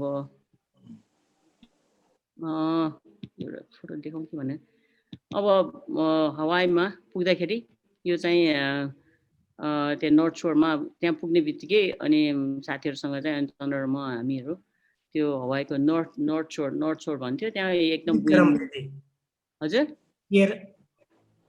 फुलमा आएछ 1980 हजुर फुलमा आएको स्क्रिन आएको छैन हजुर फुलमा आएको थिएन हाउ डु आई डु त्यो फुलमा चाहिँ कसरी देखाउनु त 19 डबल छैन 1982 अगस्तको छैन अरु सबै एकैचोटि आएको छ अरु सबै एकैचोटि आएको छ पक्नुहोस् है त लेट मी स्टप गरेर फेरि शेयर गरेर हुन्छ यसलाई स्टप गरेर म फेरि स्टप गर्ने फेरि शेयर गर्ने ओके के हो यो पक्नुहोस् है त यो screen share okay screen share है अब यो चाहिँ क्लोज गरेर म अर्को एउटा मेरो छ नि म अलि हजुर नेक्स्ट टाइम भएन है नेक्स्ट टाइम गरौँला हजुर एनिवे म यो तपाईहरुको सबैको यो प्रोफेसनल उहाँको चाहिँ गाउँको सबै एरियाको चाहिँ कामको इन्भेस्टमेन्टमा चाहिँ खाली हुन त हामी धेरै समय चाहिँ सँगै बसिएन है अघि हाम्रो मञ्जुश्रीजीले चाहिँ क्याप्चर गर्नुभयो जस्तै एक त यहाँ फर्किसकेपछि पनि अमान्डा 6 महिनामा हामी बोकेर गएर चाहिँ हवाईमा गएको थियौँ। ऊ छ नि बामे सर्ने पाएकै थिएन। ऊ एकैचोटि हवाईमा 9 महिनामा हवाईमा पुग्यो र हिँड्न थाल्यो। र अनि त्यसपछि चाहिँ म त यहाँ बच्चा हेर्नलाई आएको होइन उहाँ भनेपछि चाहिँ उहाँलाई फेरि 2 वर्षसम्म त्यहाँ जिउँ त्यों गरेर दुःखै गरेर अमान्डालाई हामी PhD को काम गर्दै गर्दै पढ्दै अब हामी दुवैजना टिचिङ एसिस्टेन्टसिप धेरै लोड हुन्थ्यो। हामी लिटरली युनिभर्सिटीमा चाहिँ हामीले लाइफ बिताएको जस्तो। अनि अमान्डालाई पनि त्यहाँ अब डिपार्टमेन्ट हामी दुवैजनाको अफिस त्यहीँ बच्चालाई त्यहाँ वाकरमा राखेर पढाउँदै 2 भएपछि त अनि उहाँलाई चाहिँ काशीसँगै नेपाल फर्कायो। र अनि म पनि PhD उहाँको थिसिसकेको थियो, मेरो पनि फेरि सिध्याएर हामी नेपाल फर्क्यौँ होइन। त्यसैले चाहिँ हाम्रो समय चाहिँ धेरै एकै ठाउँमा पर्न चाहिँ परेन। यहाँ म फर्केको बेलामा चन्द्र एकैचोटि फेरि घान्द्रुकमा ACAP मा काम गर्न गइसक्नु भएको थियो। त्यसैले झलक झलक बिचबिचमा चाहिँ हामी भेट्यौँ। अब यस्तै एउटा सानो सायद चाहिँ यो पर्सनल हाम्रो रिलेसनसिप बारे धेरैलाई थाहा थिएन होला। त्यसकारणले यो छोटो एकचोटि चाहिँ यो जन्मदिनको उसमा रमाइलो हाम्रो रिलेसनसिप पनि सेयर गरौँ भनेर टाइम लियौँ। टाइम दिनुभयो, धेरैसँग चाहिँ भेटघाट पनि भयो। धन्यवाद। यतिकै। Thank you, Dr. Sumitra Manandra Gurung. Everything is fair in love. अब हाम्रो अन्तिम वक्ता हाम्रो डाक्टर चन्द्र सरको सोल्टी र अहिले उपकुलपति नेपाल प्रज्ञा प्रतिष्ठान डाक्टर जगमान गुरुङलाई म उहाँको केही भनाइ राख्नलाई अनुरोध गर्दछु। सबभन्दा पहिले डाक्टर चन्द्र गुरुङको दिवंगत आत्माको चिर शान्तिको कामना गर्दछु। त्यसपछि आजको यस कार्यक्रमका सहभागी सम्पूर्ण सज्जनहरूप्रति हार्दिक नमन अर्पण गर्दछु। डाक्टर चन्द्रको बारेमा भित्री कुरो बाहिरी कुरो सबै आइसक्यो। त्यही कुरालाई फेरि म दोहोर्याउन चाहन्न, के थपथाप गर्न चाहन्न। र यहाँहरू थाकी पनि सक्नु भएको छ। त्यसकारण यहाँहरूको रिफ्रेसमेन्टको लागि चन्द्रको केही रमाइलो पारिवारिक पृष्ठभूमिको बारेमा जानकारी गराउन चाहन्छु।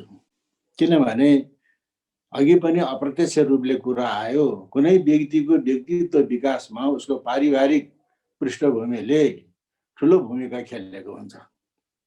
डाक्टर चन्द्र चाहिँ सिग्लेस धपराङ टोलको माइला मुखिया रतनसिंह गुरुङको कान्छा छोरो र UK को साइमनले गुरुङहरूको स्वर्ग भनेको फ्युनरल सङ्घको बारेमा PhD गरेको छ।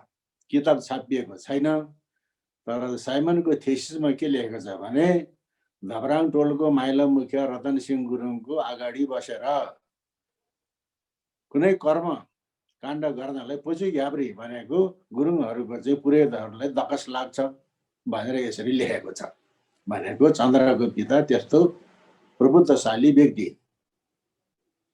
अनि चन्द्रको पितालाई कुनै शास्त्र शिलोको बारेमा, धर्म कर्मको बारेमा, ऐन कानुनको बारेमा के शङ्का भयो भनेदेखि चन्द्रको आमाले यो कुरा यस्तो, यो कुरा यस्तो, यो कुरा यस्तो भनेर अर्थ्याउने। अनि अर्को कुरो सिग्लेसमा सभा टोल भन्ने चाहिँ छ, साथै सिग्लेसको सभा बस्ने ठाउँ। त्यहाँ सभा बस्न जानलाई हेलो हेलो सुन्या छ हजुर, सुन्या छ। अनि सभा बस्न जानलाई त सबै धपराङ टोलका व्यक्तिहरू मुखियाको घरमा आउने भयो। अब सभामा गएर के बोल्ने भनेर अनि स्क्रिन शेयरिङ स्टप गरिदिनु होला विजय सर। अनि सभामा जाने बेलामा सबै गइसकेपछि चन्द्रको आमाले चन्द्रको बाले घरभित्र बोलाउनु हुन्थ्यो अरे। थुनेर सभामा गएर यसो भन यसो भन यसो भन भनेर चाहिँ यो कुरो क्ल्यु बताएको छ वा के तन्त्र मन्त्र चाहिँ गरेर सम्मोहन गरिदिएको छ। त्यो कुरो उहाँहरू दुईजना जानुन्। अनि ढोका थुनेर भित्र एकान्त गरेपछि अनि जाने। अनि सभा टोलको सभामा माइला मुखिया धपराङ टोलको माइला मुखिया बोलेपछि अनि सबै चुप। त्यस्तो व्यक्तित्व बा आमाको कोखबाट जन्मेको चन्द्र गुरुङ। र अब अघि कुनै समयमा सामन्ती शासनकालमा रैती दुनियाँहरू दुखेर पनि आइया भन्न नसक्ने, केही कुरा भनौँ त मुखभरि जिब्रो हुने बोल्नै नजान्ने त्यस्तो अवस्था थियो। र त्यो बेलामा पनि कोही टाठाबाठाहरू थिए गुरुङमा। टाठाबाठा कस्ता भन्दाखेरि गुरुङ भाषामा मुरुनी पौलखाब भैनी छैलखाम अरे। मुरु भनेको राजा, राजा भनेको ठकुरीसँग, पौलखाबा भनेको कल गर्न सक्ने, महे भनेको खससँग, छैलखाबा भनेको लडाइँ गर्न सक्ने, आफ्नो हक अधिकारकोमा वाद प्रतिवाद र जिकिर गर्न सक्ने त्यस्ता मान्छेहरू पनि थिए। र त्यस्ताले चाहिँ नि सत्ता हातमा लिएको थियो। र चन्द्रका आएका पुर्खाहरूले सिग्लेसदेखि थाकसम्मको अनि सत्ता हातमा लिएको रहेछ। अनि काशीको राजा कहाँ चाहिँ नि सिर्तो बुझाउन जानुपर्ने। सिर्तो बुझाउन जाँदाखेरि दरबारभित्र पस्दा दरबारभित्र त के पस्न पाउनु, दरबारको आँगनमा जाँदाखेरि कम्मरमा ढाल तरबार भिरेर जानु पर्दो रहेछ। एकपटक चाहिँ बित्यो, 12-13 वर्षको छोरो जान पर्यो। जाँदाखेरि कम्मरमा तरबार भिरेको छ, त्यहाँबाट चाहिँ भुइँमा लत्रेको छ। नयाँ परिवेशको केटो, कहिले उता जान्छ कहिले उता जान्छ, तरबारको टुप्पो त खरररर तान्दै हिँड्ने अरे। त्यो भारी बोकेर गएकाहरूले उता नजाऊ, राजाको अगाडि नजाऊ, राजाले के पो गरिदिन्छ भनेर दाउराको फेरमा पछाडि तान्छ, केटो चाहिँ उता उता जान्छ। राजाले पनि बडो मजा मानेको छ। अनि राजाले गुरुङलाई खिस्याउनको लागि, तल पार्नको लागि के भने, ए गुरुङ भने राजाले बोलाएछ। छिटो त बडा फुर्ती भयो। हजुर महाराज, गुरुङले त भैँसीको मासु भैँसीकै घिउमा भुटेर खान्छ भन्छ नि, हो भनेर सोधे अरे, खिस्या गुरुङलाई। अनि हो महाराज भने। अनि केटो के भन्छ, महाराजले सोधेको कुराको जवाब मात्रै दिने हो कि महाराजलाई पनि के सोध्न पाउँछ भन्छ। त्यो भारी बोकेर गएकाहरू नजाऊ राजाको अगाडि, अहिले राजाले के पो गरिदिन्छ भने दाउराको फेरमा समातेर पछाडि तान्छ, केटो अगाडि अगाडि जान्छ। राजाले पनि माया मानेको छ। ल सोध सोध, सोध्न पाउँछ भन्दाखेरि महाराजले पनि तोरीको साग तोरीकै तेलमा भुटेर खान्छ भन्छ नि, हो भनेर सोधे अरे। जवाब फर्काए। अनि राजाले के भने, ए गुरुङ, गुरुङले त पाको मासु खान्छ भन्छ नि, हो भनेर सोधे अरे। हो महाराज खान्छ। पाको मासु खाएपछि भ्यागुतको मासु खाए पनि भयो नि त, पा र भ्यागुतमा के फरक छ भन्थे। अनि त्यो केटोले के भन्यो, महाराजले बाम माछा खान्छ भन्छ नि, हो खान्छ। बाम माछा खाएपछि लामकिरो खाए पनि भयो नि, बाम माछा र लामकिरोमा के फरक भयो भन्यो। राजा नजवाब भयो। मुरुनी पौलखाबा भैनी छैलखाबा। मुरु भनेको राजा, राजा भनेको ठकुरीसँग कल गर्न सक्ने, भए भनेको खससँग लडाइँ गर्न सक्ने भनेको त्यस्तो। त्यहाँबाट चन्द्रका बाले के भन्नुहुन्थ्यो भने, मेरो घरको आगेनामा एउटा लाटो पनि जन्मन्छ, मुलुक जित्ने मुलुक खाने मान्छे पनि जन्मन्छ भन्नुहुन्थ्यो। भन्दाखेरि चन्द्र भनेको नेपालमा मात्रै होइन, अन्तर्राष्ट्रिय व्यक्तित्व। अन्तर्राष्ट्रले चन्द्रलाई चिनेको छ, तर नेपालले चन्द्रलाई चिनेको छैन। किनभने चन्द्रमा चाहिँ अलिकति केटाकेटीपना पनि थियो, राजनीति नजान्ने केटाकेटीपना। त्यो चाहिँ नि टेबलमा बसेर काम गर्ने होइन, the man of the field. उसको चाहिँ टार्गेट त्यस्तो थियो, राजनीति नजान्ने, केटाकेटीपना पनि थियो। त्यस कारणले नेपालले चन्द्रलाई चिनेको छैन, चिन्न सकेन, अन्तर्राष्ट्रले चिनेको छ। त्यस कारणले चाहिँ नि पारिवारिक भूमिकाबाट पनि उसको व्यक्तित्व विकास भएको छ। र अब चन्द्रले चाहिँ नि जुन बाटो देखाएको छ, सबैलाई समेटेर त्यो बाटोमा लागेर हामीले अब चन्द्रको जुन उद्देश्य हो त्यो पूर्ति गर्न सक्नुपर्छ। अब त्यो पूर्ति गर्न चाहिँ सकोस् भनेर म कामना गर्दछु। र यति भन्दै आज म विश्राम लिन चाहन्छु। धन्यवाद। धन्यवाद जगमान सर, एकदमै सान्दर्भिक। अब हामी यो हाम्रो कार्यक्रमको अन्त हो। यहाँहरू सबैलाई धेरै धेरै धन्यवाद। हाम्रो आदरणीय स्रोत वक्ताहरू सबैजना हुनुभएको छ। डाक्टर ट्रेकले चाहिँ UNDP को परिवेशमा चाहिँ फर्स्ट प्रोजेक्ट म्यानेजर भएर पनि डाक्टर चन्द्र गुरुङले क्वालिटी टुरिज्म प्रोजेक्ट जुन उद्देश्य एउटा टुरिज्म बोर्ड गठन गर्ने थियो, चाहिँ उहाँले चाहिँ फर्स्ट नेपालीबाट प्रोजेक्ट म्यानेजर हुनुहुन्थ्यो भनेर त्यसलाई धेरै धेरै धन्यवाद डाक्टर टेक सरलाई। सबैलाई धन्यवाद दिँदै हाम्रो वसुधाजीले चाहिँ छोटो 3 मिनटको चाहिँ फोटोहरू चाहिँ एउटा कम्पाइल गरेको छ, त्यो सेयर गरिदिनु हुनलाई म हाम्रो रुम सरलाई अनुरोध गर्दछु र सबैलाई धेरै धेरै धन्यवाद। यहाँहरू चाहिँ शुभरात्रि भन्न चाहन्छु। Stay safe, well and happy.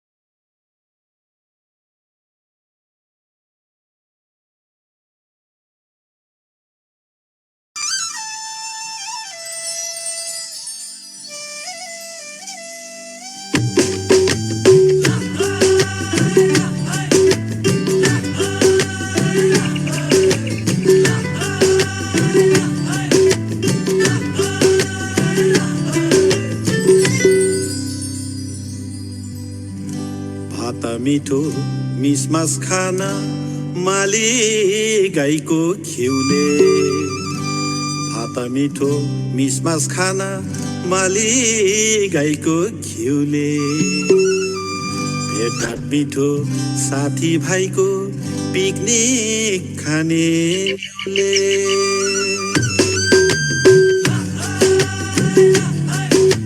सोह्र वर्षे उमेरैमा मै पनि झिल्के हुँदो हुँ, अहिले पो बुढो भएर, 16 वर्षे उमेरैमा मै पनि झिल्के हुँदो हुँ, अहिले पो बुढो भएर।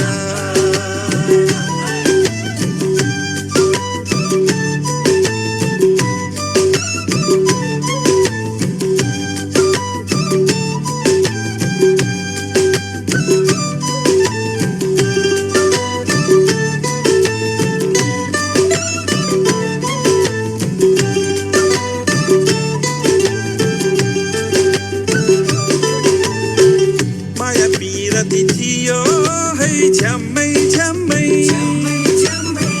भरिलो हुन्थ्यो मन ड्याम्मै ड्याम्मै, लाली गुराँस फुल्थे है डाँडा डाँडा, माया मेरो भइगयो टाढा टाढा, चोली राम्रो मखमली साडी हजुर फाइबर, मै त भाइ हो रेलको ड्राइभर, चोली राम्रो मखमली साडी हजुर फाइबर, मै त भाइ हो रेलको ड्राइभर।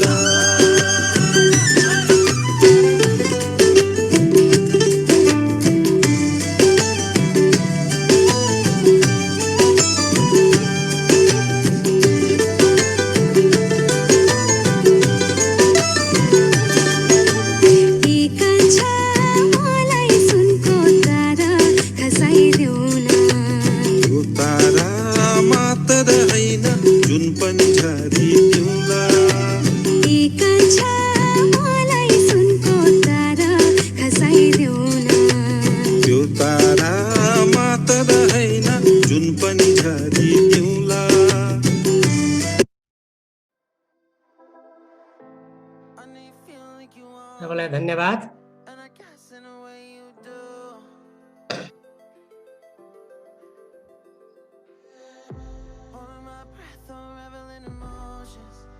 एकदम धन्यवाद रुम भाइ।